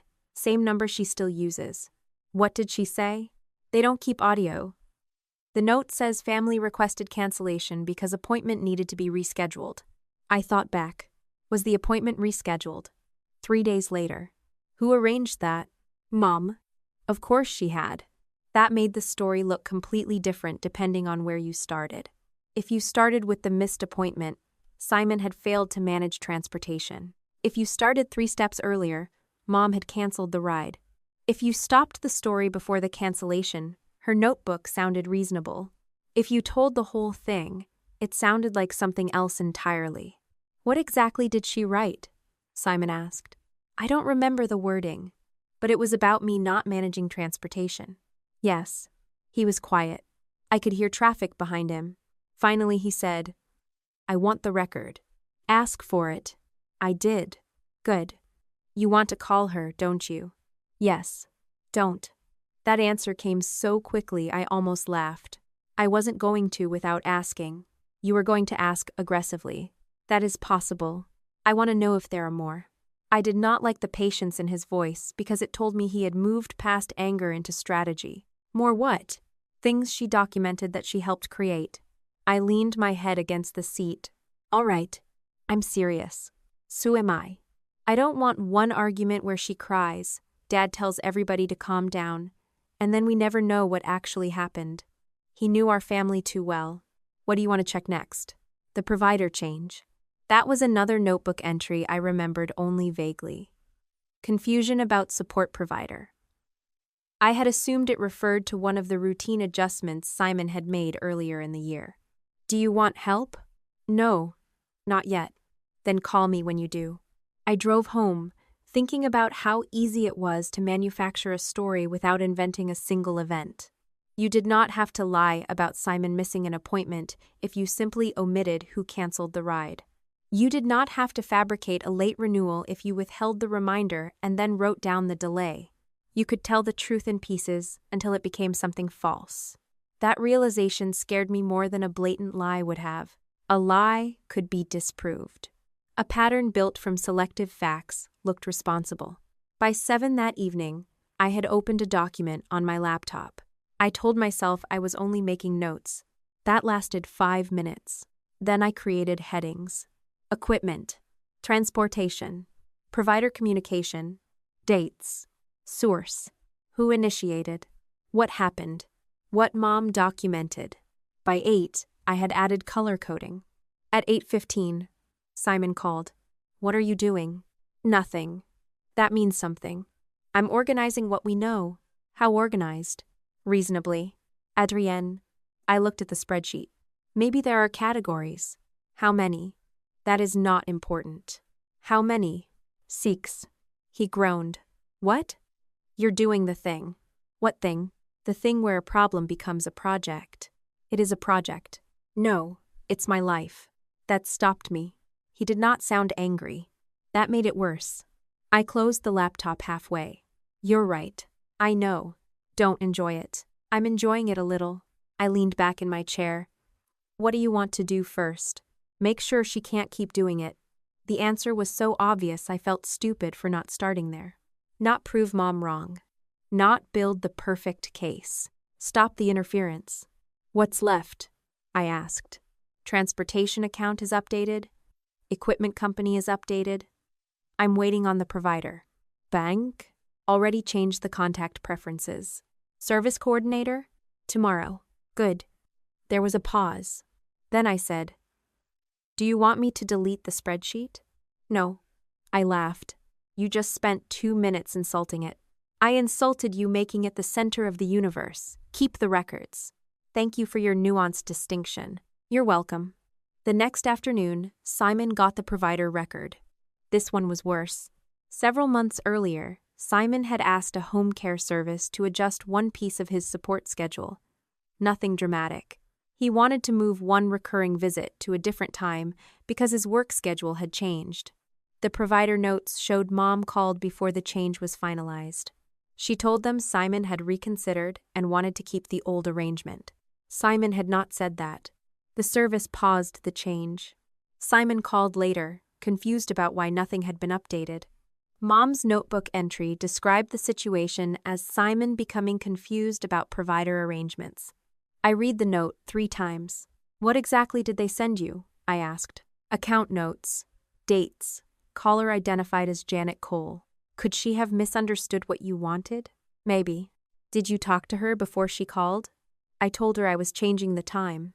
What did she say? That it was a bad idea because the original schedule worked better for her. There it was. Not for Simon. For her. I rubbed my forehead. Did she say you changed your mind? No. Are you certain? Yes. I believed him. Not because he was my brother. Because the record matched his memory. Mom called. Provider paused the change. Simon called later to correct it. Mom documented the confusion created by the sequence. 3 incidents. Different companies. Same shape. I said, we need to tell your attorney. I already emailed her. Good. She said to keep collecting direct records and not confront anybody based on assumptions. I like her. She likes documentation almost as much as you do. Then she is clearly brilliant. Simon laughed. But neither of us stayed amused for long. That evening, I drove to my parents' house. I did not tell Simon I was going. I also did not go there to confront Mom. At least that was what I told myself. Dad was outside watering something near the side of the house when I pulled up. He looked surprised. Everything okay? I need 5 minutes. With me? Yes. He shut off the hose. Mom's car was gone. I felt an unreasonable amount of relief. Dad led me into the kitchen. I did not sit. I opened the transportation record on my phone and placed it on the counter between us. Do you know what this is? He read it. His face changed before he reached the bottom. That reaction mattered more than anything he said afterward. You knew. Dad handed the phone back. I knew she canceled something. Something? She thought he was changing too much, too quickly. That ride was for an appointment. She rescheduled it. That is not the point. He still went. 3 days later, Dad rubbed the back of his neck. I watched him. What did you tell her to stop doing? His hand dropped. I don't know what you mean. Yes, you do. No, Adrienne. The other night, when I showed you one problem, you said you had told her she needed to stop. Stop what? I said she needed to stop pushing. That is not what you meant. You're deciding what I meant now? I'm watching your face. That's not evidence. It was the first time he used that word with me. Evidence. My father had spent his career in commercial insurance. He knew exactly what the word meant. I lowered my voice. Did you know she called the provider and told them Simon changed his mind? His eyes moved away from mine. Dad, I knew they had argued about the schedule. Did you know she called? I don't remember. Did you know she was writing down the confusion afterward? I knew she was keeping notes. Did you know she was documenting incidents she had affected? Dad's jaw tightened. You need to stop. Stop asking. Stop treating your mother like she's building some criminal case. I didn't say criminal. You know what I mean. No. I know what you keep refusing to say. He stepped away from the counter. Your mother believes Simon is making choices because he wants to prove he doesn't need her. And that gives her permission to cancel his transportation? She thought she was preventing him from overloading himself.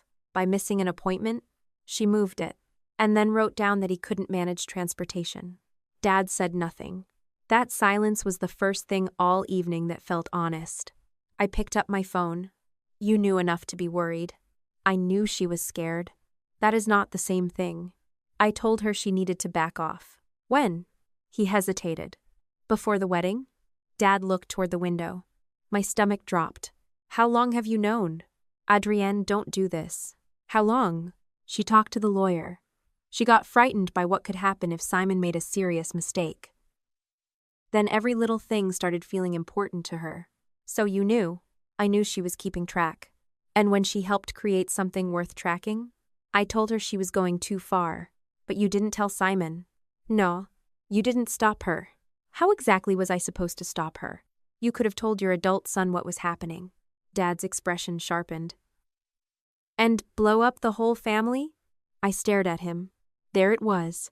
Not Simon's safety. Not Mom's fear. The family. Meaning peace. Meaning silence. Meaning whatever arrangement allowed Dad to remain the reasonable person in the middle, while everybody else absorbed the cost. I slipped my phone into my purse. I'm not asking you to choose between Mom and Simon. That is exactly what you're doing. No, Mom made a choice. I'm asking whether you plan to keep pretending she didn't. I left before he could answer. On the drive home, I called Simon. I told him I had gone to Dad. He was quiet long enough that I knew he was annoyed. You could have told me. You're right. Did you show him everything? No, just the transportation record. Why? I wanted to see his reaction. And? He knew more than he admitted. How much more? I don't know yet. Simon Sahil. I said, I'm sorry. I should have told you before I went. Yes. I won't do it again. Another pause. Okay. That was it. No punishment. No speech. Boundary named. Boundary accepted. I realized how rare that felt in my family. 2 days later, Simon called me with something completely unrelated to Mom. At least it sounded unrelated at first. I think the apartment application is moving. Good moving or bad moving? Good. What happened? They asked for one more employment verification. You send it? Already did. Anything else? Waiting. His tone was careful. You sound nervous. I am. About getting it? About getting it and then having to tell Mom. That comes after. I know. You don't have to solve both days at once. That sounds suspiciously healthy. I occasionally surprise myself. He laughed. Then he said, There's something else. What? Macy knows about the building. That got my attention. How? I don't know. Did Dad tell her? Maybe. What exactly did she say? She texted me that I should stop making Mom panic over that downtown apartment. I frowned. Did you ever tell Macy it was downtown?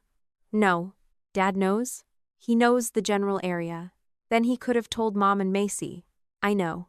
There was no reason yet to assume something worse. Family information traveled through my father like water through a cracked pipe. Still, it bothered Simon. It bothered me too. That evening, he sent me a screenshot from an old family group conversation. Not because it was secret. All 4 of us siblings and parents had been in versions of those threads over the years, though some conversations branched into smaller groups. This particular exchange was between Mom, Dad, and Macy. Dad had later forwarded part of it to Simon while trying to explain why Mom was upset about the move. Mom had written, "He keeps making everything look simple." Macy answered, "Because Adrian fixes every problem before anyone sees it." Dad had replied, "Leave Adrienne out of it." Macy, how? She is always in it. I stared at that sentence. Always in it. For years, that had been both the complaint and the invitation.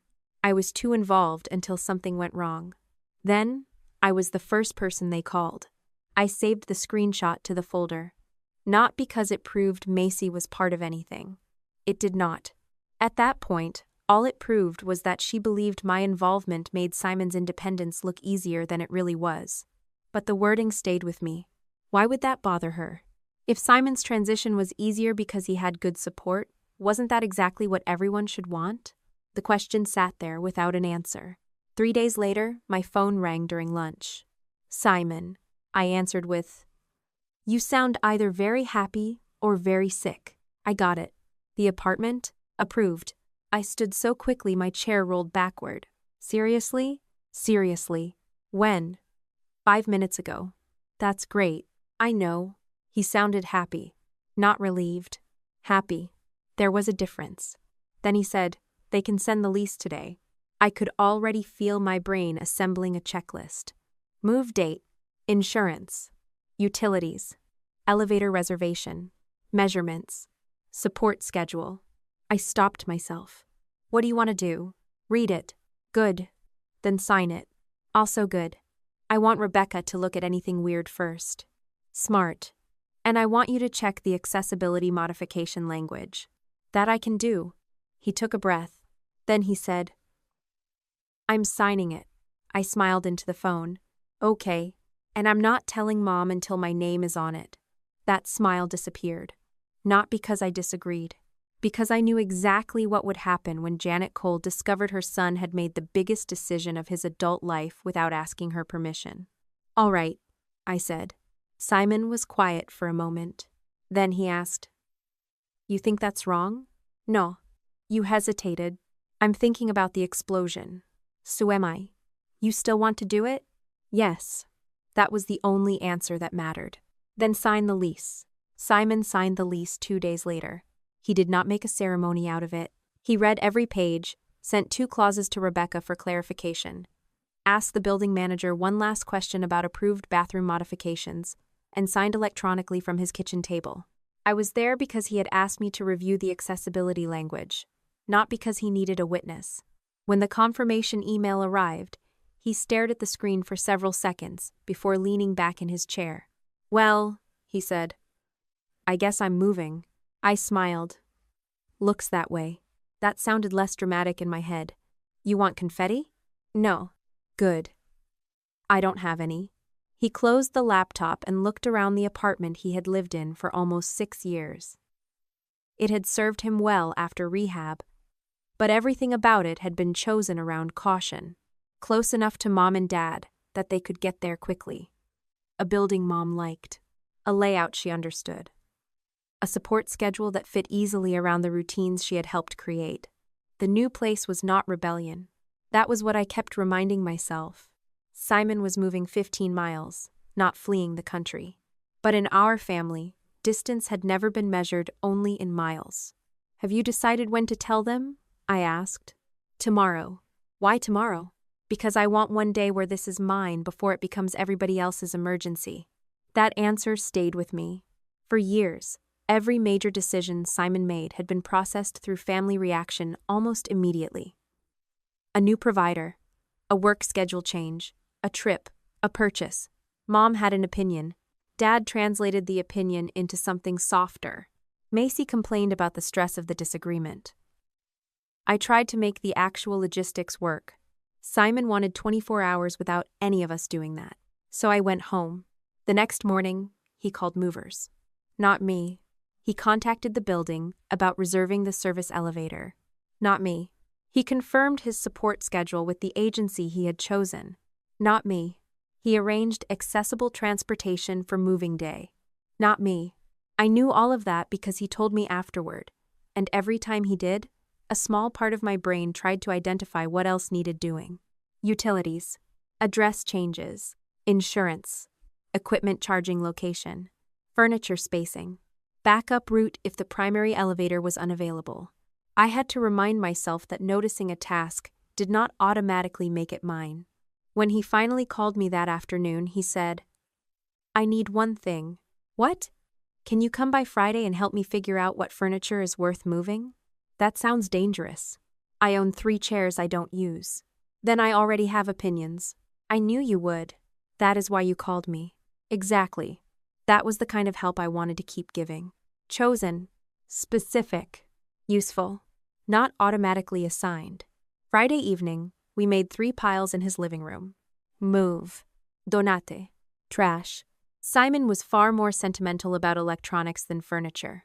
I was far more sentimental about a battered side table we had bought together after he got out of rehab because it was the first piece of furniture he had chosen without Mom comparing prices for him. "You want this?" he asked. "Yes. It's ugly. It has history. It has water damage. History often does." He put it in the move pile just to stop me arguing. By the time we finished, the apartment looked partially dismantled. Boxes lined one wall. His books were stacked in uneven columns. The place felt temporary already. Simon looked around and said, "Now I have to tell Mom. Do you want me there?" "No." "Okay." He studied me. That was suspiciously easy. "You said no." "I know." "Then the answer is no." He nodded. I left. That night, I turned off my phone sound and watched a movie. It was not avoidance. It was discipline. At 8:40 the next morning, Simon called. "She knows." "How bad?" "Depends on your scale." "Did anyone throw furniture?" "No." "Then we are below a 7. Mom says I'm abandoning the family. That sounds like a 6. Dad says I'm moving too fast. 5. Macy says I'm doing this to punish Mom. Predictable 4. There was a pause. "Mom wants a family meeting." "Do you?" "No." "Then don't have one. She said she's coming over." "Did you tell her not to?" "Yes." "Then don't open the door." Simon exhaled. "Adrienne." "What?" "I know how doors work." I laughed. "Right." Then he said, "She wants to talk to you." "No." That came out before I thought about it. Simon laughed this time. "Why is that funny?" "Because old you would already be in the car." He was right. Old me would have driven over, not because Simon needed me, but because I would have decided the situation needed management. I said, "Do you need me?" "No." "Then I'm not coming." "Okay." "What are you doing?" "Ordering groceries." I smiled. Excellent crisis response. "Thank you." Mom called 5 minutes later. I let it ring. She called again. Then she texted, "Call me. This is serious." I stared at the message and asked myself a question I had started using more often. "Serious for whom?" I called her back. She answered immediately. "Did you know?" "Yes."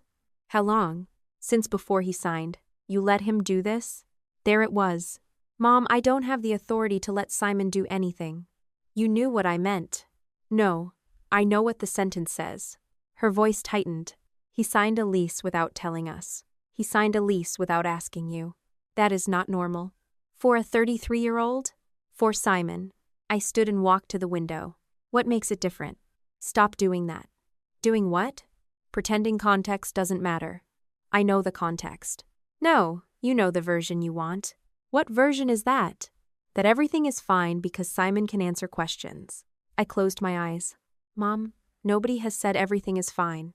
You act like I'm ridiculous for worrying." "No. I think some of the things you've done because you're worried are not okay." There was silence. I wondered whether Dad had told her about my visit. Then she said, You mean the transportation thing? So he had. Yes. I rescheduled one appointment. You canceled a ride first, because the time was bad. For you, for the schedule. Simon wanted the appointment. He agreed to the new one, after the original one was gone. Her breathing changed. I could hear the fight building. I did not want it. Not because I was afraid of conflict. Because I finally understood there was nothing useful I could accomplish by winning another argument with Mom. I said, Simon told you not to come over. Respect that. You don't get to tell me how to speak to my son. No, he does. She hung up. 2 days later, Mom came anyway. Simon told me about it after. She called from the lobby first. He said no. She asked the building staff to let her up. They refused. She called Dad. Dad called Simon. Simon still said no. Then she stayed in her car outside for almost an hour. Simon did not go down. I asked him, how did that feel? Terrible. You regret it? No. Those answers belonged together more often than our family admitted. A boundary could hurt without being wrong. Moving day was scheduled for the first Saturday in June. Simon gave himself almost 2 weeks to prepare. That alone undermined half the language Mom had been using about impulsive decisions. He created a moving checklist. I helped with the accessibility pieces he asked me to review. A paid support worker named Marcus helped him pack equipment and personal items that needed more careful handling. The moving company confirmed the service elevator. Simon arranged for one of his regular attendants to meet him at the new apartment. I offered to take Friday off. He said no. I'm taking Monday off instead. Why? In case something breaks over the weekend. That sounds negative. That sounds experienced. He laughed. Then he said, actually, I need you Saturday. What do you need? Furniture placement. Finally, a position of real authority, temporary authority. Cruel. On moving day, something went wrong within the first hour. Of course it did. The accessible ride Simon had scheduled to take him to the new apartment was delayed. Old family logic would have treated that as proof Mom had been right. Simon treated it as a delayed ride. He called the company. They gave him a new estimated arrival time. He checked the mover's schedule. Then he asked Marcus whether they could shift the loading order so the boxes went first. Problem adjusted. Nobody panicked. Nobody declared him incapable. By 11, we were at the new building. The apartment looked better empty than it had during the tour. Sunlight came through the living room windows.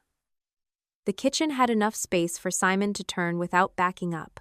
The bathroom modification had been approved but would not happen for another few weeks, so he had arranged a temporary setup he could use safely until then. I started telling one mover where the couch should go. Simon interrupted. Window wall. I looked at him. You sure? Yes. That blocks part of the view. I know. You said you wanted the view. I want the television angle more. I stepped aside. Window wall. The mover nodded. That tiny exchange should not have felt significant, but it did. For years, people had justified making decisions for Simon because they could explain why their choice was better. Better did not mean theirs. The couch went against the window wall. It looked fine. Around 2, Macy arrived. Uninvited. She was wearing jeans, sunglasses pushed into her hair, and the expression she used when she wanted everyone to know she had come despite being inconvenienced. I brought food. Simon looked at the bags. Thanks. She set them on the kitchen counter. Then she looked around the apartment. So this is it. This is it. It's smaller than I expected. It's bigger than what I need. She glanced at me. Of course you're here. Simon's expression changed. I asked her. I didn't say you didn't. You said it like you meant something. Macy ignored that. She walked toward the hallway and looked into the bedroom. Mom's devastated. Simon said nothing. Macy turned. She hasn't slept. That's not something I can fix. You could talk to her. I did. No? You told her what you were doing. That is talking. You know what I mean. I nearly laughed. Macy looked at me. And you could stop encouraging this. I put down the box I was holding. I haven't encouraged him to move. You helped him find this place. I checked accessibility. You helped with a lawyer. I drove. You helped him change everything. He asked me to help organize paperwork. You're always there. Simon rolled closer. Macy. She looked at him. He said, I chose the apartment. I know. I hired the movers. I know. I arranged the support schedule. I know. I signed the lease. I know. Then stop talking like Adrian built this life and handed it to me. Macy's face hardened. That's not what I'm saying. It's exactly what you're saying. She folded her arms. Mom thinks you're being reckless. Mom thinks anything she didn't approve is reckless. That's unfair. Simon gave a tired laugh. You came to my new apartment to tell me Mom is upset. I came to bring food. Then thank you for the food. Macy stared at him. For a moment, I thought she might leave. Instead, she looked at me and said, You're going to regret making this a competition. I answered before Simon could. It isn't one. It always is with you. Then why am I not getting anything? She frowned. I continued. I'm not on his lease. I don't manage his money. I didn't choose his provider. I don't have authority over his health care. What exactly am I competing for? Macy had no answer. She grabbed her purse. Mom was right. Talking to you is impossible, Simon said. You're talking to her again. Macy stopped. That landed harder than anything I could have said. She looked at Simon, then at me. Then she left. The food stayed. We ate it around 4. It was actually good. By evening, most of the boxes had been moved into the correct rooms. The movers left. Marcus helped Simon finish setting up the equipment he needed that night. I assembled one lamp and nearly destroyed a drawer unit because I refused to read the instructions. Simon watched me struggle. Want help? No. You appear to be making unsafe decisions. I looked at him. He grinned. I laughed so hard I had to sit down. The joke broke something open in the room. Not sadness. Pressure. For months, everything around Simon's independence had been framed as a test. Every mistake mattered. Every inconvenience could be turned into evidence. Every request for help risked being interpreted as proof that he should not be making decisions. Sitting there with a crooked drawer in my hands, I understood how absurd that standard was. Everyone needed help. Everyone made mistakes. Nobody asked whether I should lose control of my life because I had assembled furniture backward. At 7:30, I packed my bag. Simon looked surprised. You're leaving? Yes. I assumed you were staying. Do you need me to? No. Then I'm going home. He looked around. The apartment was still a mess. Boxes everywhere. One lamp working. No art on the walls. The couch blocking part of the window exactly where he wanted it. He smiled. Okay. I hugged him. Call if you actually need something. I will. Not because Mom thinks you should. I know. I drove home feeling lighter than I had in weeks. That lasted until Sunday afternoon. Dad called. Your mother wants to see Simon's apartment. He told her not today. She just wants to know he's safe. He can tell her. She wants to see it. Then she can ask him for a day that works. Das sei hu. He's making this harder than necessary. No, he's asking her to schedule a visit. She's his mother. He's 33. You always reduce everything to rules. And you always treat rules like cruelty when Mom doesn't like them. Dad went quiet. Then he said, She thinks you're shutting her out. I'm not in charge of the door. He hung up. 20 minutes later, Simon texted me. Mom is downstairs. I called him. You want me to come? No. Do you want me to call Dad? No. What do you want? I want her to leave. Then tell building management. I already did. His voice was steady. I heard something in the background.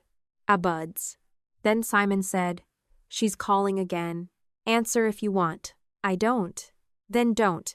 We stayed on the phone for less than a minute. Then he said, She's leaving. How do you know? Front desk called. You okay? No.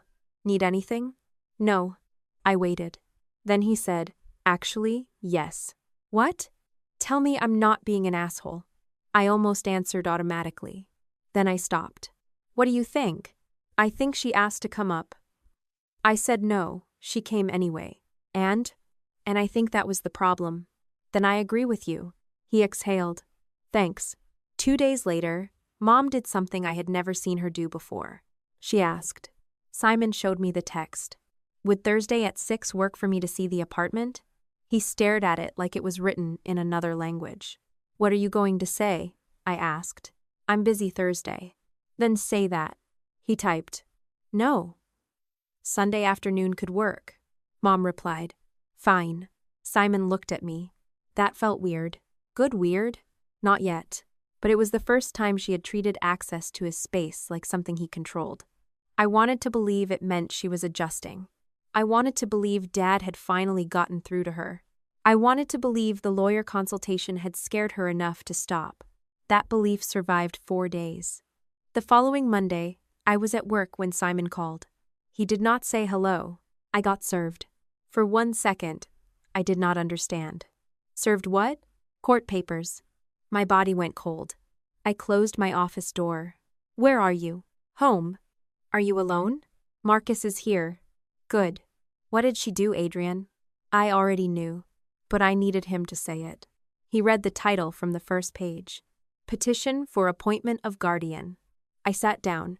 Simon continued. His voice strangely calm. She actually filed. All the confidence I had shown him weeks earlier came back to me at once. I don't think Mom will file. I had been wrong. Call Rebecca, I said. I already did. Good. She wants the papers. Send them. I did. What do you need from me? There was a pause. Come over. This time, I did not ask whether he meant involved or present. He had asked. I grabbed my bag. By the time I reached his building, Simon had printed the petition and spread it across his kitchen table. The first page looked ordinary. Court heading. Names. Case information. Legal language. Then I started reading the allegations. Missed appointment. Transportation instability. Failure to manage an equipment renewal. Confusion about provider scheduling. Financial concern over a purchase. Difficulty maintaining consistent support. Problems adapting to increased independence. Each event was familiar. That was what made the petition so disturbing. Mom had not invented Simon's life. She had edited it. The missed appointment was there. The canceled transportation call was not. The delayed equipment renewal was there. The notices sent only to Mom were not. The provider confusion was there. Mom's call telling the provider Simon had changed his mind was not. Simon watched me read. She used all of it. Yes. Even the things she caused. Yes. He rolled back slightly from the table. For the first time since this began, he looked frightened. Not helpless. Frightened. There was a difference. What happens now? Rebecca will tell you. I'm asking you what you think. I looked at the petition again. Then at him. I think she made a mistake. Simon frowned. Filing? No. I touched the stack of papers, using incidents that left records. Rebecca called Simon back before I had finished reading the petition a second time. He put the call on speaker because he wanted me to hear the practical instructions, not because he wanted me to speak for him. Rebecca's first question was whether he had received the full packet. Her second was whether the process server had handed it directly to him. Her third was whether there was anything in the papers about an emergency request. There isn't, Simon said. Good. That matters. I watched his shoulders lower slightly. Rebecca did not tell him everything would be fine. I respected her more for that. She explained that Janet filing a petition did not make any of the allegations true, and it did not suddenly transfer Simon's decision-making authority to anyone else. He had the right to respond, to have counsel, to participate in the process, and to present evidence. She told him not to contact Mom about the contents of the petition until she had reviewed it carefully. What do I do today? Simon asked. Live your life. He gave a short laugh. That sounds suspiciously simple. It's not. That's why I'm telling you to do it. Rebecca asked him to send her every record he had already collected. The equipment renewal history, transportation cancellation record, provider notes, updated authorizations, lease, support arrangements, and anything showing the sequence of his decisions. She also wanted a copy of the apartment support plan he had created before moving. Simon glanced at me. I already knew where half of those files were. Then Rebecca added, one more thing. I want you to consider an independent professional assessment. Simon became still. What kind? Decision-making capacity. Not because I think your mother is right, because if she is telling a court you cannot understand or manage important choices, an independent evaluation can give us evidence from someone who is neither you, your mother, nor your sister. Is that like a test where somebody decides whether I'm competent?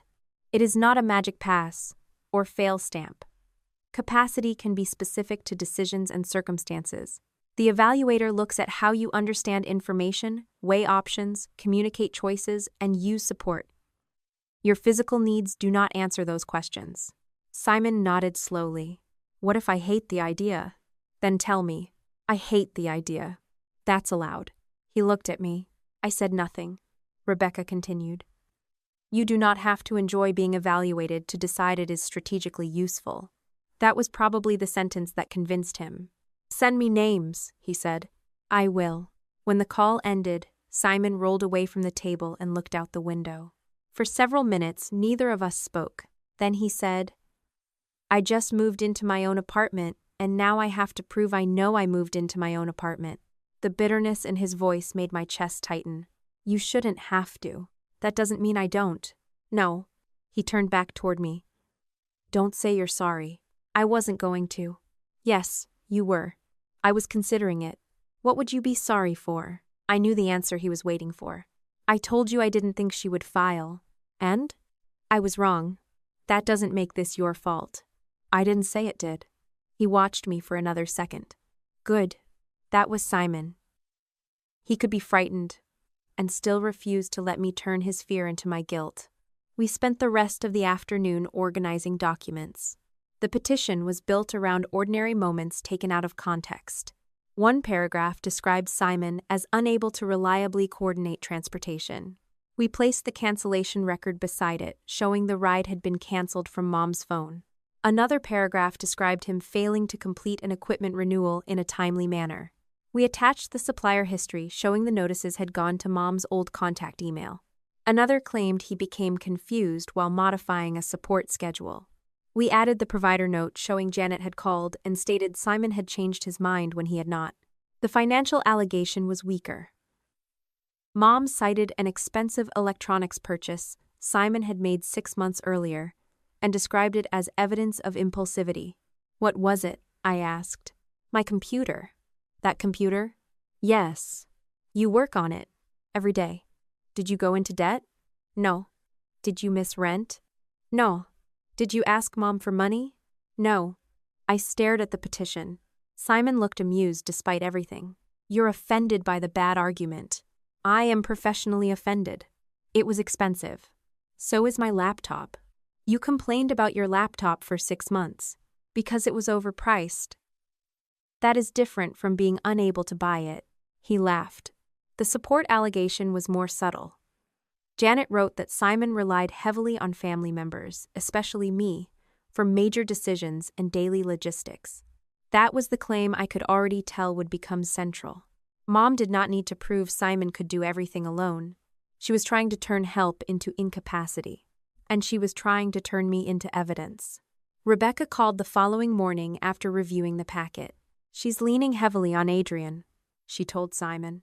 He put the phone on speaker again. I noticed. The petition suggests your sister has been directing the move, your legal changes, and your service decisions. Simon looked at me. I said, I'm not surprised. Rebecca asked him, Who chose the apartment? I did. Who signed the lease? I did. Who selected your support provider? I did. Who pays your bills? I do. Who decides when Adrian helps you? I ask her, does she have financial authority over you? No. Healthcare decision-making authority? No. Is she your guardian? No. Is she your conservator? No. Does she control your bank account? No. Rebecca paused. That distinction needs to stay clean. Simon gave me a look that said I told you so, even though neither of us had argued about it. Rebecca continued. Do not start performing independence for anyone. If you normally use support, use it. If you ask Adrian for help with something, that does not make the petition true. The strongest response is reality, not theater. I wrote that down. Simon noticed. You're taking notes on being told not to turn this into a performance. I appreciate irony. Rebecca scheduled the assessment for the following week. Meanwhile, the family story began spreading.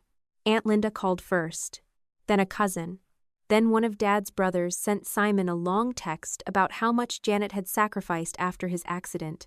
None of them said guardianship directly at first. They used softer language. Your mother is worried. She's trying to protect you. This has gone too far.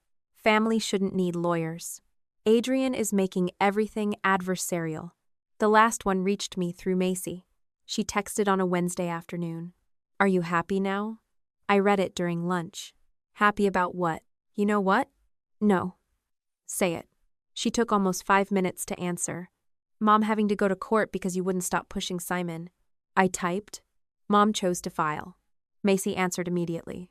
Because you kept pushing. I did not respond. She sent another. Before you got involved, nobody was talking about guardianship. That was false on more than one level. Mom had spoken to a lawyer before Macy's wedding. I wrote, You knew Mom had spoken to a lawyer before your wedding? The typing indicator appeared. Stopped. Appeared again. Then Macy wrote, Dad said she was getting advice. That answer interested me. What kind of advice did you think she was getting? No response. I waited. Nothing. I took a screenshot and sent it to Simon. He replied, Save it. Then another message appeared. Also, please do not interrogate her without me. I smiled despite myself. I wasn't going to. Liar. Fair. That evening, Aunt Linda called me again. I spoke to Simon. Good. He sounds very clear. He is. She hesitated. Then why is Janet doing this? That is a question for Janet. She says Simon is being influenced. By me. Yes. I sat at my kitchen counter. Did you ask Simon whether I'm making his decisions? I did. And? He laughed. That sounded right. Linda lowered her voice. Adrian, your mother is telling people you are trying to replace her. Replace her as what? As the person Simon depends on. I almost laughed. That isn't a legal position. I know. No, I mean literally. There is no job opening. I understand. Simon is not choosing between Mom and me. I know that now. That last word mattered. Now? Linda sighed. Macy made it sound like you were managing everything. Did Macy tell you Simon had already been planning the apartment before I knew? No. Did she tell you I'm not on his accounts? No. Did she tell you he has paid support? No. Another silence. I did not need to push. The family narrative depended on people never asking Simon directly. Once they did, it became harder to maintain. The assessment happened the next Tuesday. Simon asked me to drive because the office was across town, and he did not want to deal with uncertain pickup timing afterward. He did not ask me to enter the evaluation. So I waited downstairs with coffee and answered emails. An hour became 90 minutes, then 2 hours. When he finally came out, he looked exhausted. How was it? Annoying. That is not a clinical term. It should be. We went for lunch. He told me only what he wanted to tell me. The evaluator had asked how he managed money, how he understood the consequences of decisions, what support he used, how he handled emergencies, what happened if a worker canceled, why he wanted to move, what risks he saw in the apartment, and what he would do if something went wrong. They asked what happens if an elevator breaks. What did you say? That I wait for repairs like everyone else who uses an elevator. I smiled. They asked about you. That was inevitable. I told them you're bossy. Excellent. I also told them I don't have to do what you say. Les excellent. He smiled faintly. Then he became serious. I hate that Mom made all of this necessary. I know. I hate that the easiest way to prove I can make choices is to let strangers examine how I make choices. I know, but I'm glad I did it. That surprised me. Why? Because I didn't have to pretend I don't need help. That was the heart of it. He did not have to prove independence by becoming magically self-sufficient. He had to show that support and authority were not the same thing. 2 days later, Dad called. He asked if I would come by his house alone. No. His voice sharpened. Why not? Because every time I come over alone, you give me half an answer and ask me to carry the other half. I need to talk to you. Then talk. He went quiet. Finally, he said, Your mother's lawyer is asking questions about your involvement. I sat straighter. How do you know? I live with her. That was not the same as hearing privileged legal advice, and Dad was careful not to pretend it was. What questions? How much you do for Simon? Whether you handle his finances? Whether you arrange the apartment? And what did you say? The truth. Which is? That you help him. I waited. Das I will. And that he makes his own decisions. Thank you. Don't sound surprised. I am surprised. That's unfair. No, Dad. What's unfair is that I have spent weeks trying to find out whether you knew Mom was building a case out of things she helped create. He lowered his voice. I told her to stop. You keep saying that. Because I did. When? Before the wedding. That matched what he had implied earlier. What exactly did you tell her? Dad was quiet for so long I thought he might hang up. Then he said, I texted her. My pulse changed. What did you text? I don't remember exactly. That means you probably do. Adrienne. Dad. He exhaled sharply. Then my phone buzzed. A screenshot. I opened it. The message was from Dad to Mom, dated 11 days before Macy's wedding. You need to stop documenting things you're helping cause. I stared at the screen. Underneath was Mom's reply. I am documenting what happens. Dad had written, You canceled the ride. You called the provider. If this ever gets examined, that matters. Mom's response came several minutes later. I am trying to keep him safe. I read the exchange twice. Then a third time. Dad spoke through the phone. You see? Yes. I wasn't supporting this. I almost laughed. No, you were warning her. There's a difference. There is. Relief entered his voice too quickly. Then I said, You still didn't tell Simon. The relief disappeared. I was trying to stop it privately. For how long? I thought she would back off.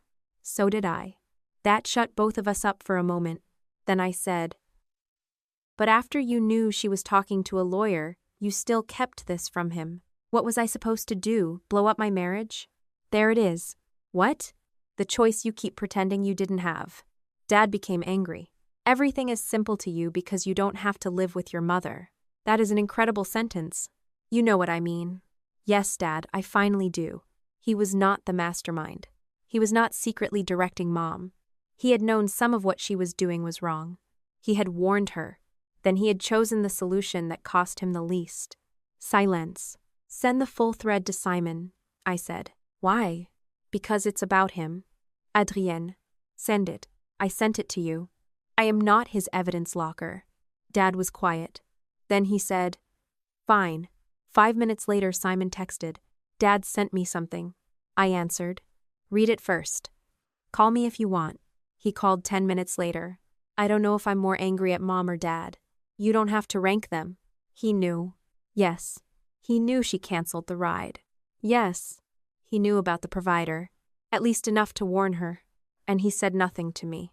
Yes. Simon's voice became tight. Then every time he told me to give her time, he already knew.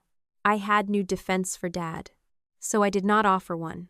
Rebecca received the thread that afternoon. Her response was restrained. Useful. Preserve the original message chain. Do not edit screenshots.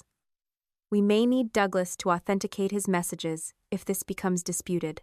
That was all. No triumphant declaration. No promise that the case was over. Evidence mattered, but evidence still had to be handled correctly. The preliminary assessment report came back several days later. Rebecca summarized it directly to Simon, and Simon later sent me the portion he wanted me to see. The evaluator found that he understood his living arrangements, finances, support needs, medical choices, risks, alternatives, and consequences. He demonstrated consistent decision-making and understood when and how to seek assistance. The report did not say he needed nobody. It said almost the opposite. It described the support he used: paid services, transportation, technology, family and friends when he chose. That was precisely why it helped him. Simon was not proving he could live without support. He was proving he knew how to use it. By then, even Gavin had begun asking questions. I did not know that from some private scene at Macy's house. I knew because Macy called me furious. Did you talk to Gavin? No. You're lying. I haven't spoken to your husband since the wedding. He asked Simon whether you have power of attorney. That caught my attention. What did Simon say? You know what he said. I actually don't. He said no, which was true. Macy continued. Then Gavin asked whether you chose the apartment. And? He said no. Also true. And now Gavin thinks Mom exaggerated things. I leaned against my kitchen counter. Maybe Gavin asked Simon because he wanted Simon's answer. You're enjoying this. No. You always want to be proven right. That part of me existed. I knew it. But this was not about winning an argument. I want Simon to keep his rights. You act like Mom is trying to imprison him. No, I think Mom genuinely believes control is protection. She is protecting him. From what? From making a mistake he can't undo. Like moving? Like trusting people who tell him everything is easy. There it was again. Easy. Simple. Manageable. The same language from the earlier messages. Macy, why does it bother you when things go well for him? That is not what I said. You keep talking like successful support is suspicious. Because you make it look like he doesn't need supervision. The sentence landed strangely. I did not answer immediately. Macy seemed to realize she had said too much, because she changed direction. This is destroying Mom. Mom filed the petition. Because you pushed everyone too far. No, she filed because Simon stopped giving her automatic authority. That isn't true. Then tell me what she wants. She wants him safe. That's a goal, not an answer. Macy hung up. I saved the call time in my notes, but there was no recording. I had no proof of her exact wording beyond my own memory, and I knew better than to treat memory like a document. Still, the phrase stayed with me. You make it look like he doesn't need supervision. That evening, Simon came over for dinner. I told him about Macy's call. He listened without interrupting. When I repeated the line, he frowned. She said that? Yes. Exactly? As close as I remember, I didn't record it. Okay. He ate another bite and thought. Then he said, That sounds like Mom. What do you mean? Mom keeps saying everything looks fine because you fix things. I remembered the old message Dad had forwarded. He keeps making everything look simple. Because Adrian fixes every problem before anyone sees it. I opened my laptop. Simon groaned. Not the spreadsheet. Respect the spreadsheet. I pulled up the old screenshot. He read it again. Mom. Macy.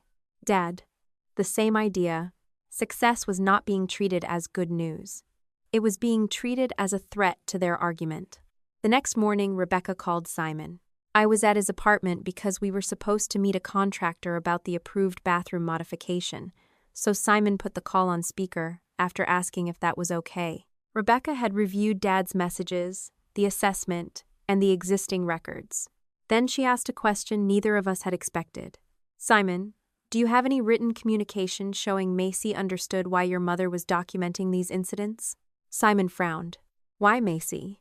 Because several messages suggest she was reinforcing the idea that Adrian's help was masking your supposed inability to function. That is not enough by itself. I want to know whether she understood the documentation was connected to your mother's legal strategy. Simon looked at me. I thought of the wedding, the black marker, guest, Macy accusing me of dividing the family 3 weeks after I drove Simon to the attorney. Her messages blaming me for making things look easy. Her anger when Gavin started asking Simon questions directly. Simon said, I don't know, Rebecca answered. Then don't assume. Look only at communications you already lawfully have access to. No guessing, no fishing through anyone's private devices. Simon nodded. After the call ended, he sat quietly for a moment. Then he opened his messages. I have old group threads. So do I. Dad probably has more. I knew where this was going. And for the first time, Macy's place card stunt stopped looking like a petty punishment that happened to overlap with Mom's plan. I began to wonder whether Macy had known exactly what kind of story our mother was trying to build before she ever crossed out the word sister. By the end of June, the family group chat had become more useful than any conversation we had in person. Not because anyone suddenly started telling the truth, quite the opposite. People were still editing themselves, softening what they meant, changing subjects when questions became uncomfortable. But text had one advantage our family had always underestimated. It remembered what we preferred to forget. Simon and I spent a Saturday afternoon going through old threads we already had lawful access to. We were not searching anyone's phone. We were not trying to break into private accounts. We were reviewing conversations that included one or both of us, along with screenshots Dad had already forwarded when he tried to explain Mom's actions. The pattern appeared almost immediately. 8 months earlier, Macy had written, "I can take Simon Tuesday. Tuesday morning. I forgot I have a vendor meeting. Adrienne can do it, right? Mom? Adrienne? Dad? She usually can." I had done it. Another month. Macy. "I'll handle the equipment pickup." Then, 2 days later, "They close before I can get there." "Can someone else?" "Mom. Adrienne is closer." I had gone. Another thread involved paperwork Mom had promised to send. "Mom, I completely forgot this form was due today." "Dad, can Adrienne fix it?" "Matzi. She knows this stuff better anyway." I had stayed up late doing it. None of those messages proved anything sinister. That mattered. Macy changing plans did not make her part of Mom's guardianship strategy. Dad assuming I would cover something did not mean he wanted Simon declared incapable. Mom forgetting a form was not automatically manipulation. But together, the conversations showed something else clearly. Our family had built a system around one assumption. Adrienne will fix it. Simon sat across from me at my kitchen table while I scrolled. "You look mad." "I'm deciding how mad." "That sounds efficient." "I used to think I was preventing problems." "You were. That's the issue." He leaned back slightly. I pointed at the screen. "Macy cancels, Mom forgets. Dad assumes, I cover it. Nobody has to change because the consequence disappears before it reaches them." Simon looked at the old messages. Then he said, "You taught them you were reliable." I looked at him. They decided reliable meant available. That sentence hit harder than I expected. I closed the laptop halfway. "I did help create the pattern. You helped me. I also protected them from the consequences of not helping." That part is true. I appreciated that he did not rush to reassure me. I should have stepped back sooner. Maybe. I raised an eyebrow. He continued. "But don't rewrite the last 9 years so you become the reason everyone else behaved badly." "I'm not." "You're close." He sat back. He was right. There was a difference between understanding how I participated in a system and claiming responsibility for building the entire thing. Mom had made choices. Dad had made choices. Macy had made choices. So had I. The point was not to redistribute all the blame until everyone had exactly 25%. The point was to stop repeating the part that belonged to me. Simon reopened the laptop. "Keep going." We did. An hour later, we found the message from immediately after Macy's wedding. Mom had written, "Simon's equipment company needs someone to call. Macy. Adrienne can do it. Mom. She's angry. Matzi. He's still her brother." I stared at the sentence. The same words Macy had sent me directly. "He's still your brother." Simon read it over my shoulder. "That's incredible." "What?" "She crossed sister off your place card and then used brother to assign you work." I reached into the desk drawer beside me. The card was still there. I had not looked at it in weeks. Sister remained buried under black ink. Guest still sat underneath in Macy's handwriting. Simon looked from the card to the message. "You kept it." "I don't know why." "I do." "Why?" "Because she put the family rules on paper." I turned the card over in my hand. At the wedding, I had thought Macy was only punishing me. Now I understood there had been another layer. She wanted the authority to define when I counted as family. Guest when status was being distributed. Sister when labor was needed. The card was not evidence in the legal sense. But as a picture of how Macy thought, it was almost perfect. Simon said, "Send Rebecca the family threads? Only the relevant ones." That sounds unusually restrained. I'm growing. Terrifying. We selected the conversations that actually related to Mom's claim that I had been directing Simon's life. The messages showed almost the reverse. Mom and Macy repeatedly asked me to handle logistics. I sometimes agreed. I sometimes refused. Simon asked for help directly when he wanted it. There was no thread where I told him where to live, what provider to use, how to spend his money, or which legal documents to change. The image Mom had built in the petition depended on making my assistance look like authority. Our actual messages made that harder. Rebecca received everything Monday morning. Her response was brief. Useful context. Preserve originals. Don't editorialize inside the files. I liked her more every week. Dad called that afternoon. I think I found something. His voice sounded wrong. Not frightened. Defeated. What? There's an old thread. With who? Your mother. Macy. Me. I sat down. Simon was at work, so I did not call him yet. What thread? Dad took a long breath. From around the time Simon started looking at apartments. What does it say? I'm going to send it to him. Good. I wanted to warn you first. Why me? Because Macy talks about you. That was not reassuring. Send it to Simon. I will. Not screenshots you crop, the whole relevant section. Dad went quiet. You sound like Rebecca. I'll survive the insult. I'm serious. So am I. 5 minutes later, Simon texted. Dad sent something. Can you come over after work? Yes. I did not ask what it said. That was harder than it sounds. By the time I arrived at Simon's apartment, he had exported the message images Dad sent into a folder and placed the original forwarded files beside them. Dad was part of the conversation, which mattered. These were not mysterious screenshots someone found on an abandoned phone. He had participated in the thread and voluntarily forwarded the relevant section. Simon had already sent a copy to Rebecca. Read from here, he said. The first messages were familiar. Mom, he keeps making changes before I can even talk him through them. Dad, he's allowed to make changes. Mom, that doesn't mean they're good decisions.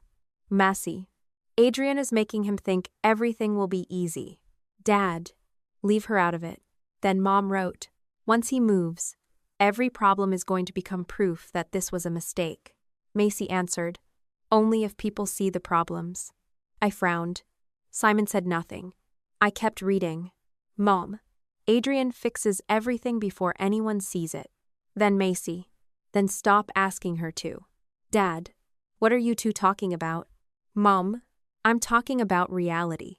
Several messages followed about transportation, Mom's concerns, and Simon's support schedule. Then came the line that made me stop breathing normally. Macy, if everything keeps working after he moves, no one is going to believe he needs supervision. Under it, Mom had replied, exactly. Dad, what does that mean? Massey, it means stop letting Adrian clean up every mess. I read it again. Then a third time. Simon sat silently beside me. The room felt too quiet. That's it, I said. He nodded. Not legally. Not by itself. The text did not prove Macy created incidents. It did not prove she canceled rides or withheld notices. It did not prove Mom had instructed her to sabotage anything. But it proved something morally ugly and directly relevant. Macy understood that Simon functioning well weakened Mom's story.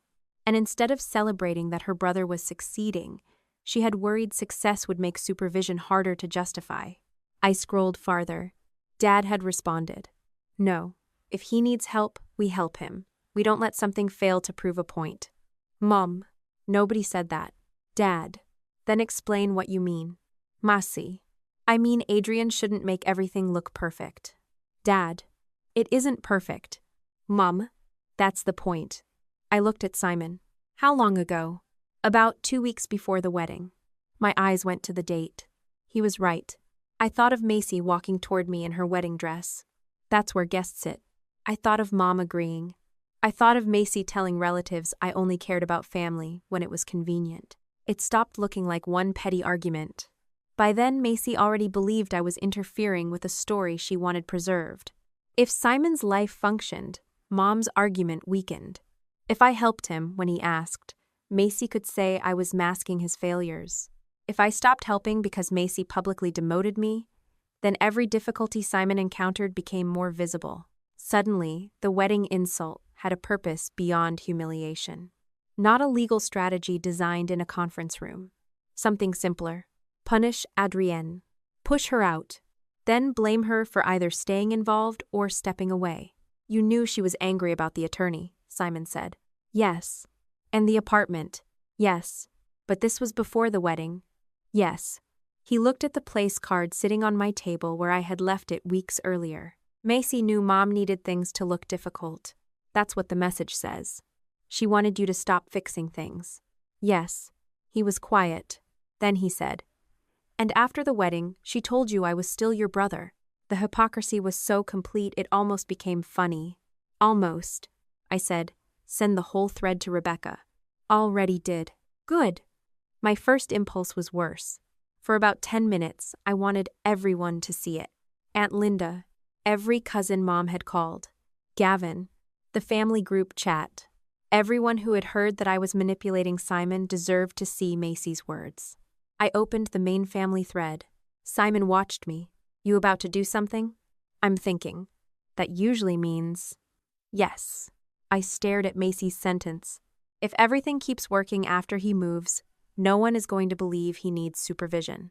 One screenshot could detonate the entire family. It would feel good. That was exactly why I closed the chat. Simon looked surprised. You're not sending it? No. Why? Because it's yours before it's mine. He was quiet. I continued. It's relevant to your case.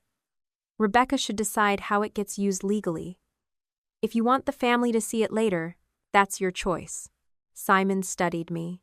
You really are growing. Don't make it weird. I'm proud of you. Now you've made it weird.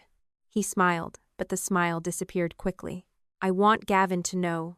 That's your choice. Not because I want him to punish Macy. Okay. I want him to know what she knew. That's different. Simon texted him. Not the screenshot immediately. Just, can we talk? There's something involving Macy and Mom that I think you should hear from me before anyone tells you a version of it. Gavin answered less than 10 minutes later. Call me tonight. I left before they spoke. I did not hear their conversation. I did not know exactly what Simon said beyond what he told me afterward. He explained the guardianship petition, the records, Dad's thread, and then sent Gavin the relevant messages with Dad's permission to use his copy. Gavin apparently asked several questions. Did Macy know Mom was considering guardianship? Simon said he could only prove what the messages showed. Did Adrienne tell Simon to move? No. Did Adrienne control his money? No. Did Adrienne have any legal authority over him? No. Did Simon want the apartment? Yes. When Simon called me afterward, he sounded tired. What did Gavin say? Mostly nothing. That sounds ominous. He said he needed to talk to Macy. That makes sense. He also said he was sorry he didn't ask me directly sooner. That mattered more than I expected. Not because Gavin's opinion determined anything. Because he had done what the rest of the family should have done months earlier.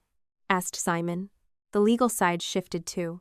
2 days after Rebecca received Dad's thread, she called Simon and told him opposing counsel had contacted her about narrowing issues and discussing whether the petition should continue in its current form. Simon had me on speaker because I was at his apartment reviewing the bathroom modification work. Does that mean Mom is dropping it? He asked. No, Rebecca said. It means her counsel is talking to me. Do not read more into it yet. Is the thread a problem for them? It creates credibility questions when combined with the records we already have. That was all she said. She did not pretend she knew what Mom's lawyer was privately telling Mom. She did not promise victory. She did not need to. For the first time, the evidence was forcing the other side to react. Mom called me that evening. I almost did not answer. Then I did. What did you send the lawyer? Her voice was shaking with anger. I didn't send your lawyer anything. Rebecca has messages. Simon gave his attorney messages Dad sent him. You had no right. I didn't send them. You know exactly what you're doing. I know what Dad did. He forwarded a conversation he was part of. Mom inhaled sharply. That conversation was private. Then maybe Macy shouldn't have written that Simon succeeding would make supervision harder to justify. Silence.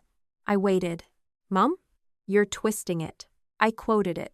She meant Simon needs more help than it looks like he needs. That is not what she wrote. You always think words matter more than intent. No, I think intent matters a lot. That's why the words are a problem. She hung up. Macy called 20 minutes later. Unlike Mom, she started shouting immediately. You sent Gavin private messages? No. Don't lie to me.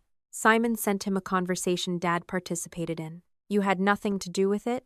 I knew Simon wanted Gavin to know. That is the same thing. No. You are destroying my marriage. I leaned against the counter. You wrote the messages.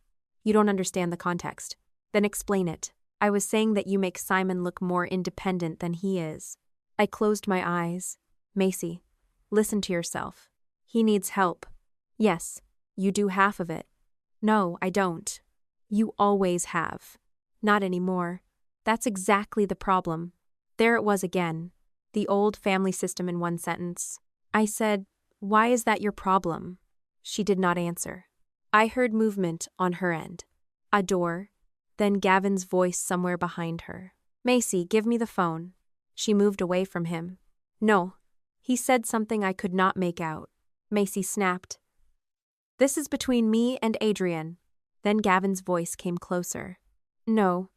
That's the problem. You keep making Simon's life about Adrian. Macy went silent. So did I. I had never spoken to Gavin like this before. He said, Adrienne, did Simon tell you he sent me the messages? Yes. Did you tell him to? No. Okay. Macy exploded. Oh, of course you believe her. Gavin answered her, not me. I believe what Simon told me. I believe the dates. I believe the messages you wrote. You are taking her side. I'm taking Simon seriously. Macy made a sound that was half laugh, half disbelief. You don't know this family. No. Apparently I don't. I wanted to get off the call. This was their marriage. Their argument. I said, Gavin, I'm hanging up. Before I could, Macy said, you wanted this. No. Yes, you did. You wanted everyone to think I'm some monster. I looked at the place card in the drawer beside me. You crossed sister off my place card in front of our family. Because you were tearing us apart. No, Macy. You were punishing me, because Simon making his own choices was making Mom's story harder to maintain. You're insane. Then explain your message. She had no answer. A zipper sounded faintly in the background. Then a drawer opened. Macy said, What are you doing? Gavin answered, I'm getting some clothes. My hand tightened around the phone. Gavin, I'm leaving tonight. Macy's voice changed instantly. Don't be ridiculous. I'm not. You're leaving me over texts? No. His voice was controlled now, which made it harsher than yelling. I'm leaving tonight because I don't know when you're telling me the truth. For several seconds, nobody spoke. Then I ended the call. I stood alone in my kitchen afterward, staring at the dark screen of my phone. I did not feel victorious. That surprised me. For months, Macy had blamed me, humiliated me, turned Simon's independence into an attack on our family, and helped Mom preserve a story that only worked if his life looked unstable.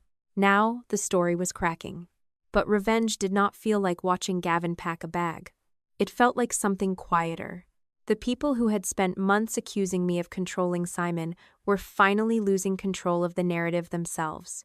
By the middle of July, Rebecca had stopped treating Mom's petition like a collection of accusations and started treating it like a timeline. That changed everything. Until then, each allegation had sounded serious when read alone. A missed appointment, a delayed equipment renewal, a transportation failure, confusion with a provider, an expensive purchase, dependence on family help. Put enough of those phrases into legal language, and Simon's ordinary life could be made to sound unstable. Rebecca's timeline forced every claim to stand beside what happened before and after it. The missed appointment sat beside the transportation record, showing the ride had been canceled from Mom's phone. The delayed renewal sat beside 2 notices sent to Mom's old administrative email and never forwarded to Simon.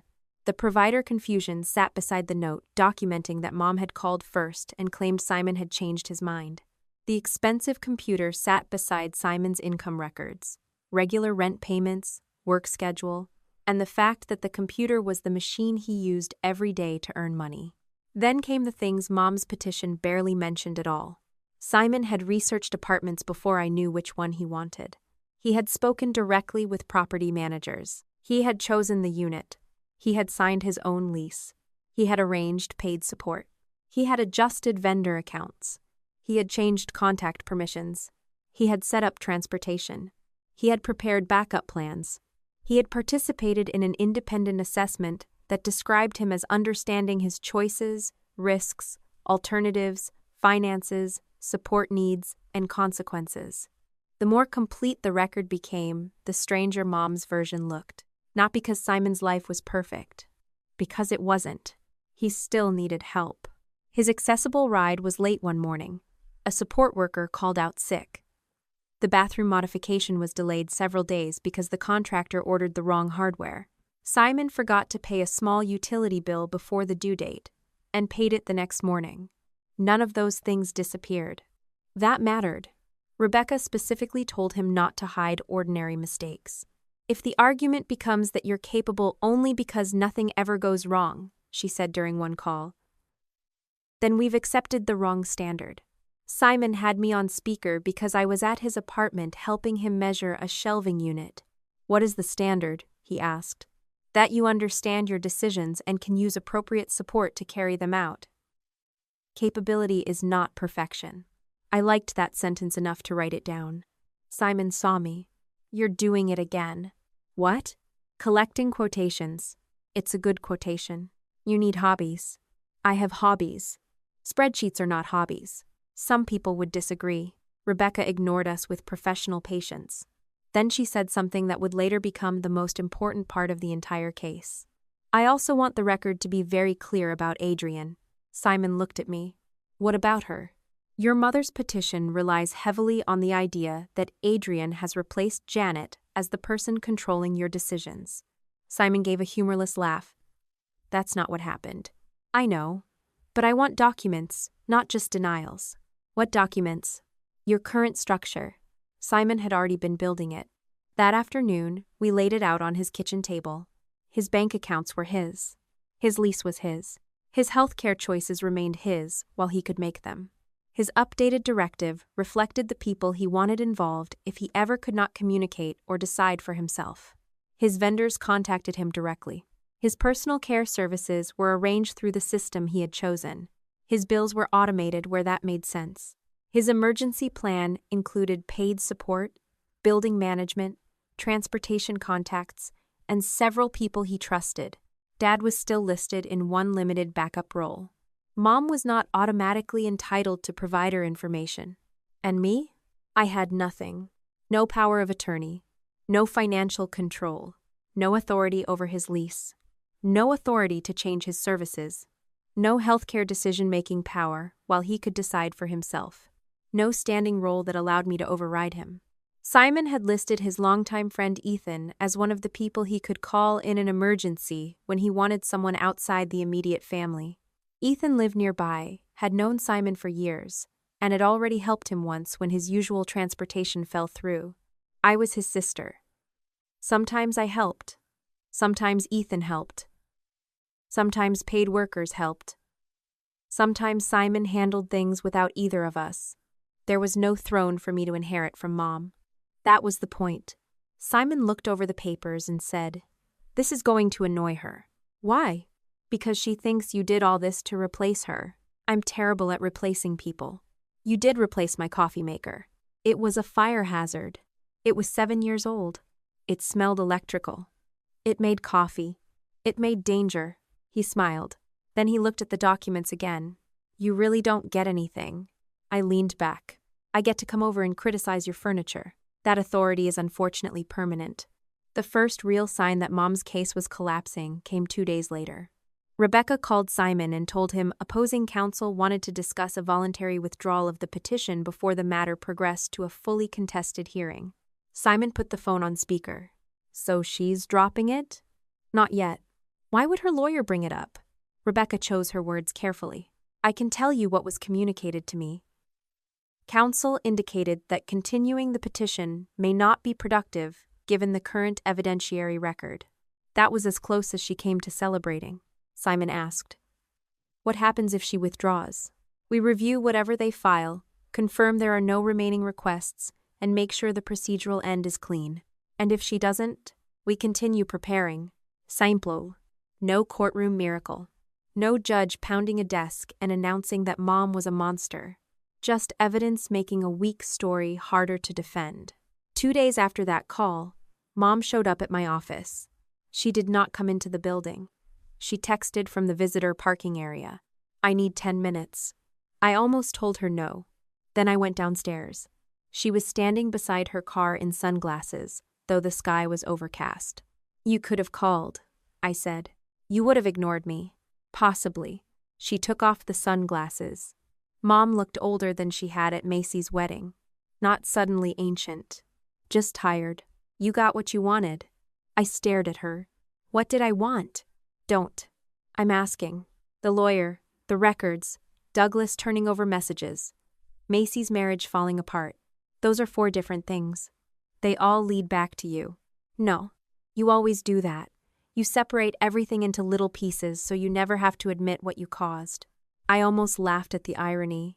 Instead, I asked, "Did you withdraw the petition?" Her jaw tightened. My attorney thinks continuing would be difficult. That was the first direct indication I received from Mom herself about what her lawyer had advised. Are you withdrawing it? Yes. The word landed quietly. I had expected relief. I felt some. Mostly, I felt exhausted. Mom looked at me as though she wanted disappointment. You don't seem happy. Should I? You won. This wasn't my case. It was always your case. No, Mom, it was Simon's life. You helped him do all this. Yes. You drove him to the lawyer. Yes. You helped him find the apartment. I helped him evaluate accessibility. You helped him organize those records. Yes. You helped him change everything. When he asked, her voice rose. And what did you get? The question was so strange that for a second I thought I had misunderstood. What? What did you get, Adrian? From what? From pushing him to cut me out. I didn't push him. Fine. Supporting him. Encouraging him. Helping him build all these systems. What did you get? I knew then what she meant. Authority. She could not understand why I would help Simon reduce her control unless I expected the control to move to me. Nothing. She stared at me. That's ridiculous. It's true. You expect me to believe you spent months doing this and gave yourself no authority? I didn't give myself anything. You could have been his power of attorney. He didn't want that. You could have been the person providers call. He wants them to call him. You could have handled the money. He handles his money. Mom's face changed. Not anger this time. Confusion. You got nothing. I looked at her. I wasn't trying to get anything. She shook her head. No, you wanted me out. I wanted him in. In what? His own decisions. That silenced her. Cars moved through the parking lot behind us. Someone pushed a cart toward the building entrance. Ordinary life continued around the biggest argument my mother and I had ever had. Finally, she said, "You have no idea what I gave up for him. I know a lot of it." No, you don't. I know you spent nights in the hospital. I know you learned equipment and insurance and medications. I know you rearranged your life when he came home. I know he needed you. Her eyes filled. I continued before she could turn that history into a permanent legal title. He needed you then. That doesn't mean he owes you control now. I never wanted control. I believe you. She looked surprised. I believe you started by wanting him safe. Her mouth tightened. That's all I ever wanted. No. Somewhere along the way, being the person he needed became part of how you knew you mattered. Her face hardened again. You think you understand me now? No. I did not need to. I understand what happened. Mom put her sunglasses back on. You'll regret this when something goes wrong. Something will go wrong. She stared at me. I continued. A ride will be late. A worker will cancel. He'll make a bad purchase. He'll forget something. He may even ask you for help. And then what? Then he decides what help he wants. She opened the car door. I thought she was leaving. Instead, she looked back at me. I don't know how to be his mother if I have to ask permission for everything. That's not permission. What do you call it? Respect. She got into the car without answering. The formal notice of withdrawal came the following week. Simon called me when Rebecca sent it. It's over. Legally? Yes. You sure? I asked Rebecca twice. That sounds like you. She said the petition has been withdrawn. No final contested hearing. He sat down at my desk. For a few seconds, neither of us spoke. Then I asked, "How do you feel?" "I want to go home." I looked at the clock. "You are home." There was a pause. Then he laughed softly. Yeah. That was the first time I realized he had started calling the new apartment home without thinking about it.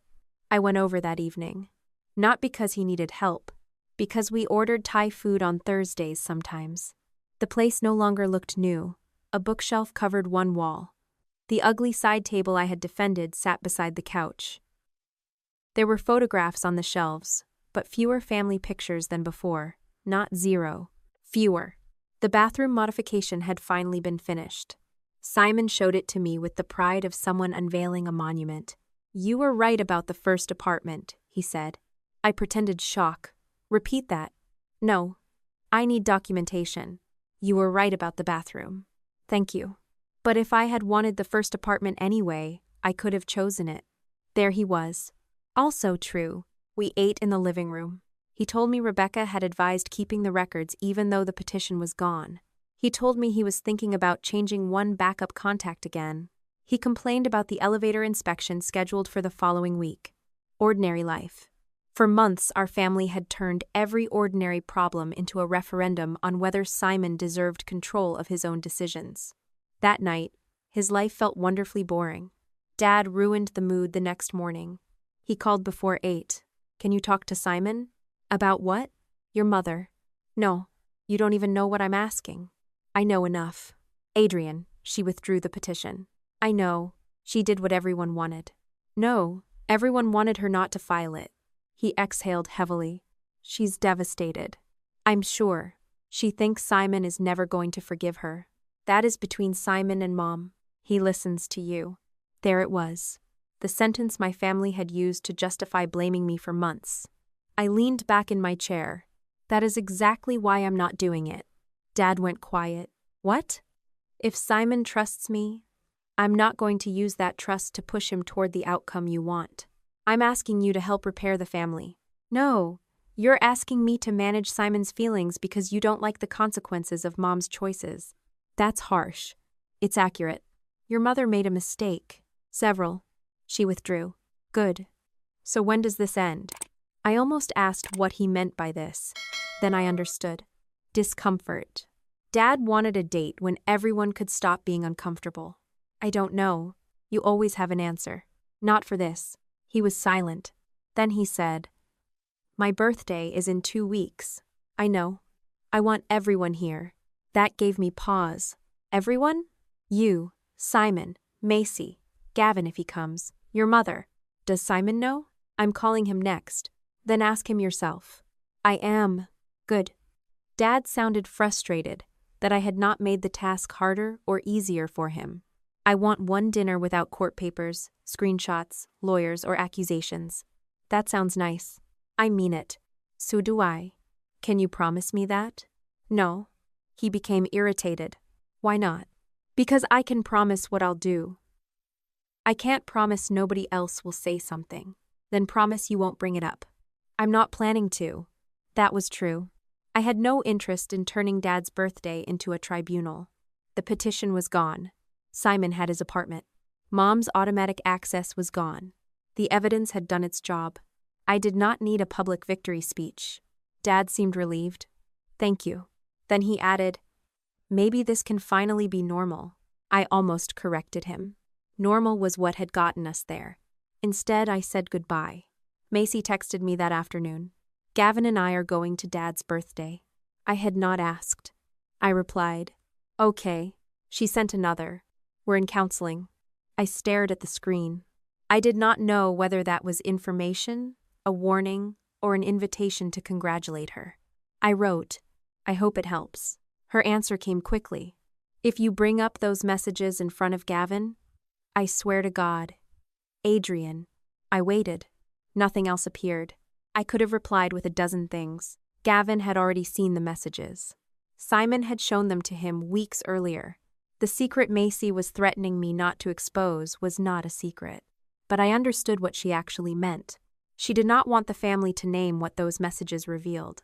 Not in front of Gavin. Not in front of Dad. Not in front of Mom. Not where she could not redefine them afterward. I put my phone down. Then I opened the top drawer of my desk. The place card was still there. Adrienne Cole. Sister crossed out. Guest underneath. I picked it up and ran my thumb across the groove the marker had pressed into the paper. Dad wanted one normal family dinner. Macy wanted the messages left outside. Mom wanted withdrawal of the petition to erase the fact that she had filed it. And for the first time in my life, I understood that keeping the peace did not require me to start the fight. It only required me to stop helping everyone hide what they had already done. Dad's birthday dinner was the first time all of us had been in the same room since Mom withdrew the guardianship petition. I almost did not go. Not because I was afraid of the conversation, because I had finally learned that showing up out of obligation was still a choice, and I wanted to know whether I actually wanted to make it. Dad had asked me directly. Simon had decided to go. Gavin was attending with Macy, although they were still in counseling and, according to the little Macy had told me, not living as though nothing had happened. Mom would obviously be there. Aunt Linda had been invited too, which meant at least one person at the table had seen the place card humiliation with her own eyes. In the end, I went because Dad was still my father, and because I wanted to see what our family looked like when nobody had a legal petition to hide behind. I did not bring the place card intentionally. At least that was what I told myself while standing in my bedroom with it in my hand. I had taken it out of the desk drawer that afternoon while looking for a birthday card. I could have put it back. Instead, I slipped it into my purse. Not as ammunition. As a reminder. When I arrived, Mom opened the door. For a moment, we simply looked at each other. She had not been to Simon's apartment since the petition ended. He had not banned her. He had given her conditions. No surprise visits. No calling providers about him. No discussing his care with other people as though he were absent. If she wanted to visit, she asked. If she wanted information, she asked Simon. If he said no, the answer was no. Mom hated those rules. That was partly why they mattered. Happy birthday to your father, she said. I already texted him this morning. You know what I mean. I almost smiled. Some phrases survived revolutions. Dad appeared behind her before either of us could say more. He hugged me hard enough that I knew he had been worried I would not come. Thank you. It's your birthday. I know. There was too much relief in his face for such a simple sentence. I followed him inside. Simon was already there. He had arranged his own ride and arrived 10 minutes before me. He was beside the dining table talking with Aunt Linda, who had brought him some article about adaptive travel and was apparently asking his opinion instead of telling him what it meant for his life. I noticed that. Simon noticed me noticing. He gave me a small smile. Macy and Gavin arrived last. They came in together, but not touching. That told me more than any update Macy could have sent. Gavin shook Dad's hand, hugged Mom, greeted Simon, then looked at me. Hi, Adrienne. Hi. Nothing dramatic. Nothing cold either. Macy kissed Dad's cheek and handed him an expensive bottle of bourbon. Her eyes found mine almost immediately. I could see the question in them. Did you bring it up? I had not. Dinner began almost normally. That word had become dangerous in our family, but for the first half hour, Dad got what he wanted. We talked about his birthday. Aunt Linda told a story about Dad trying to repair a boat when they were teenagers and nearly floating away without the motor attached properly. Simon complained that the elevator inspection at his building had taken 2 hours longer than promised. Mom started to say, "See, that's exactly the kind of..." Then she stopped herself. Everyone heard the unfinished sentence. Simon looked at her. Mom picked up her water. How did the inspection go? That was better. Fine, Simon said. They finished it. Conversation moved on. I watched Mom more than I meant to. She was trying. Not gracefully, not consistently, but trying. The problem with family damage is that effort afterward does not erase intent before it. Both things can be true at once. Dad cut his cake after dinner. We sang. He looked embarrassed, which he did every year, even though he also clearly enjoyed it. For maybe 5 minutes, we were simply a family having a birthday. Then Mom ruined it. Not with cruelty, with minimization. We were sitting around the table with cake plates in front of us when Aunt Linda asked Simon how he liked the apartment now that he had been there a few months. I like it. Any regrets? Some of my neighbors think hallway conversations should last 40 minutes. Linda laughed. Simon added, but the apartment itself is good, Mom said quietly. At least that misunderstanding is finally behind us. I looked up. So did Simon. Dad closed his eyes for half a second. Macy stared at her cake. Mom seemed not to realize what she had done. Simon asked, what misunderstanding? Mom's face changed. You know. No, which one? Simon. He waited. Mom set down her fork. The court situation. You mean the guardianship petition? Aunt Linda stopped moving. Gavin looked at Macy, then at Mom. Mom lowered her voice. Yes. Simon's expression stayed calm. That wasn't a misunderstanding. Fine. The disagreement. You asked a court to decide whether I should control my own life? Mom's mouth tightened. I withdrew it. That doesn't change what it was. Dad stepped in automatically. Your mother knows it went too far. Simon turned toward him. Does she? Of course she does. Mom said. I was scared. Simon nodded.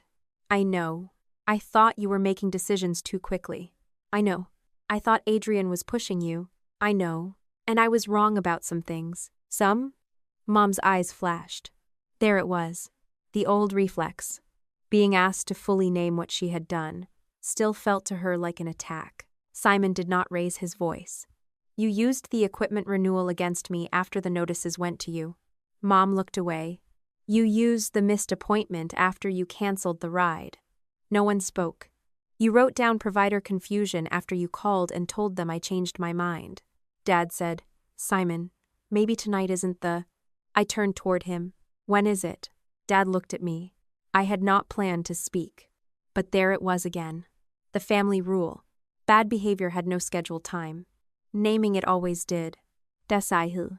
It's my birthday. You're right, Simon said. If you want me to stop, I'll stop. That was more generous than I would have been. Dad looked at him. Then at Mom. Then at Macy. He seemed suddenly tired. No. He leaned back. Finish. Simon's face softened slightly. He looked at Mom. I'm not trying to punish you, but you don't get to call it a misunderstanding. Mom said nothing. Simon continued. You made choices because you thought losing control of me was dangerous. Then when things worked, you treated that like a problem. Macy shifted in her chair. Gavin noticed. Simon noticed too. He looked at her. And you knew. Macy's expression hardened. I knew Mom was worried. That's not what I mean. Then say what you mean. Simon did. You wrote that if everything kept working after I moved, nobody would believe I needed supervision. Gavin's jaw tightened. Macy looked at him. You already saw that. Yes, Gavin said. I explained it. You explained what you wanted it to mean. Macy turned back to Simon. I was saying Adrian was making everything look perfect. Why was that bad? It wasn't. Then why did you want her to stop fixing problems? Macy shook her head. You're twisting it. No. Her voice sharpened. You don't understand how stressful it was watching Mom fall apart while Adrian acted like everything was easy. I almost laughed. Instead I said, I never said it was easy. Macy looked at me. You made it look easy. That is not the same thing. You always know who to call, what form to fill out, what question to ask. Then everybody else looks useless. There was the wound under the entitlement. Not that I had controlled Simon. That my competence had made Macy feel exposed. I said, you could have learned. Her face changed. You think you're better than me? No, I think you got used to someone else catching what you dropped. She pushed back from the table. That is such garbage. Is it? Yes. I reached for my phone. Not the place card. Not yet. I opened the screenshots we had preserved. I can read you some examples. Macy's face went pale. Gavin said quietly, Macy. She ignored him. Do not do this. You told me not to bring up the messages in front of Gavin. He already saw the ones about Simon. Yes. So why are you doing this? Because this part isn't about Gavin. I looked at Dad. It's about all of us. Dad rubbed his forehead. I read the first thread. Macy had promised to take Simon to an appointment. Then canceled. Mom had asked me. I went. Another. Macy volunteered for an equipment pickup. Then canceled. I went. Mom forgot paperwork. Dad said I would figure it out. I did. The messages were boring. That was their power. Nobody had designed a conspiracy. We had simply repeated the same roles until they started feeling natural. When I finished, the room was silent. Macy said, "So what? Families help each other." "Yes. You're acting like I committed some crime because you helped your brother." "No." I closed the phone. "I'm saying you liked me being family when family meant work." She stared at me. "That's ridiculous." "Is it?" "Yes." I opened my purse. Then I pulled out the place card. Aunt Linda inhaled softly. Macy's eyes dropped to it. Gavin looked between us. I set it on the table. Adrienne Cole. Sister crossed out. Guest underneath. Dad stared at it like he had never actually seen it before. Maybe he hadn't. At the wedding, he had spent the whole moment looking down. Macy's voice went quiet. "You brought that?" "I almost didn't. That was months ago." "Yes." I was angry. "Yes. You're still holding on to it?" I touched one finger to the black line. "You made this decision in front of a room full of people." I was angry. "Then learn not to make permanent declarations when you're angry." Her mouth opened, closed. Then she said, "So what? You're done being my sister?" That was the question the whole story had been moving toward. Not whether I would cut Macy off. Whether she believed sisterhood was a title she could remove when angry and restore when useful. I looked at her. "If you want a sister, build a relationship with me." She blinked. "You don't get the labor first and the relationship second." Nobody spoke. Macy looked at Mom as though she expected support. Mom did not give it. For once, that was not because Mom agreed with me. It was because she had her own reckoning coming. Dad spoke before she could. "We did expect more from you." I looked at him. His voice was low. "From me?" He nodded. "Because we knew you would do it." The admission was not dramatic. That made it hurt more. Dad continued. "When something had to be handled, we called you because you usually handled it. And when Macy didn't?" He rubbed his thumb over the edge of his plate. "We protected her." Mom looked at him. "Douglas." "No." He shook his head. "We did." Macy stared at both of them. Dad said, "We told ourselves she needed more help." Mom's eyes filled. "She did." I looked at her. "Macy needed more protecting." "Yes." "No." My voice stayed calm. "You protected her from consequences." Mom flinched. I continued, "And you expected me to absorb them, because I could." Nobody argued. That silence was the closest thing to an apology I had received from my family in years. Then Mom said, "I thought you could take it." I almost smiled, but there was nothing funny in the sentence. "I could." She looked confused. "That's not the point. Being able to carry something did not make it mine." Simon leaned forward slightly. "What about me?" Mom looked at him. "What about you? You decided I couldn't take anything." Her face crumpled. That was the line that finally broke through. Not the court records. Not the attorney. Not me. "Simon, you decided every mistake meant I needed you more," he said. "Every time I managed something, you looked for the part that could still fail." Mom started crying. Quietly. I did not rush around the table. Neither did Simon. Dad put a hand on her shoulder. She let him. After a moment, she said, "I don't know how to stop worrying." Simon answered, "You don't have to stop worrying." She looked at him. "You have to stop turning worry into authority." That was it. The entire problem in one sentence. Mom wiped her face. "What am I supposed to do now?" Simon thought about it. Then he said, "Ask." She looked almost offended by how simple it sounded. "Ask what?" "If you can come over. If I want advice. If I need help." "And if you say no?" "Then it's no." Mom looked down. That was going to be harder for her than any court order. Dad asked Simon, "What about me?" Simon smiled faintly. "You stop carrying messages." "What messages?" "Mom is devastated. Mom didn't sleep. Mom thinks I'm making a mistake.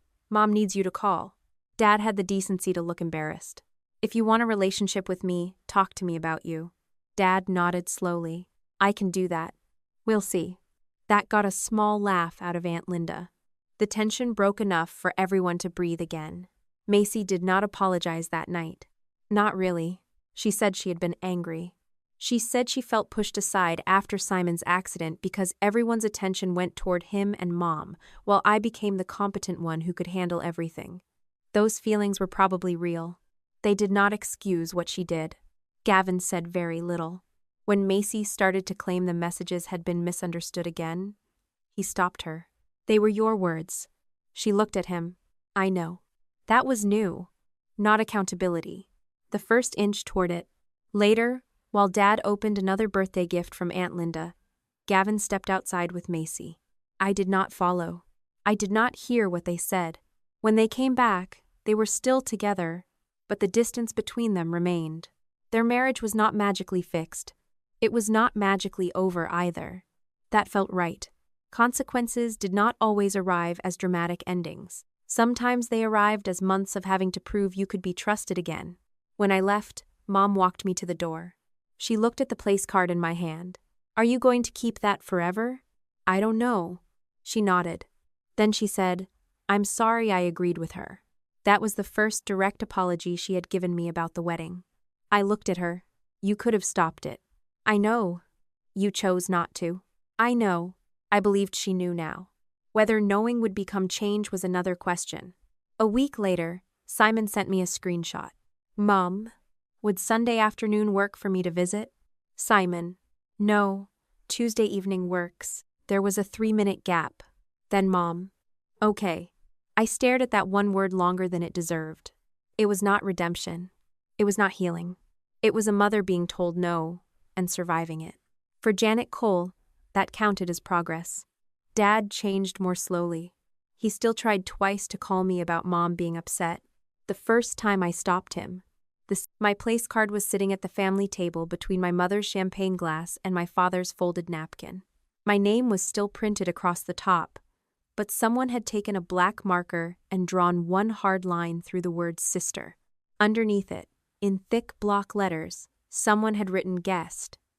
I was still holding the card when Macy stepped beside me in her wedding dress and pointed across the ballroom toward a table near the exit. That's where guests sit. I looked at her, but I did not move. Her smile tightened. Didn't you hear me? She snapped. Perfectly. Then I turned to Mom and Dad. You agree? Mom did not even hesitate. She nodded once. She's right. Dad stared at the tablecloth and said nothing. That was all I needed. Before I tell you what happened after that, I hope you're doing well wherever you're listening from today. Stay with me. Because that little place card turned out to be the least disturbing thing my family had been doing behind my back. And if you enjoy stories about families who finally have to live with the consequences of their own choices, subscribe to the channel and stay with me to the end. I wish I could say the room went silent, because that would make the moment easier to describe. It did not. The band was still playing softly near the dance floor. Servers were still moving between tables with trays balanced on their palms. Someone near the bar laughed at something that had nothing to do with me. But inside the circle, immediately around our family table, conversations died one by one. Aunt Linda stopped talking with her fork halfway to her mouth. One of my cousins suddenly became very interested in the centerpiece. Two relatives on Dad's side exchanged the kind of look people use when they realize they have accidentally become witnesses to something they were never supposed to see. Even Gavin, Macy's new husband, glanced toward us from several feet away. He looked confused, not shocked, which told me Macy had not explained this part of her plan to him. I looked back at Macy. She was waiting for something. Anger, probably. Maybe tears. Better yet, a raised voice loud enough for the photographer to turn around and a few guests to pull out their phones. Macy had always understood the value of an audience. If I shouted, she could call me jealous. If I stormed out, she could say I had abandoned the family on her wedding day. If I demanded my seat back, she could make me look petty enough that nobody would bother asking why my own sister had taken a marker to my place card in the first place. So I did the one thing she had not prepared for. I slipped the card into my purse, picked up my clutch, and walked to the table she had pointed at without giving her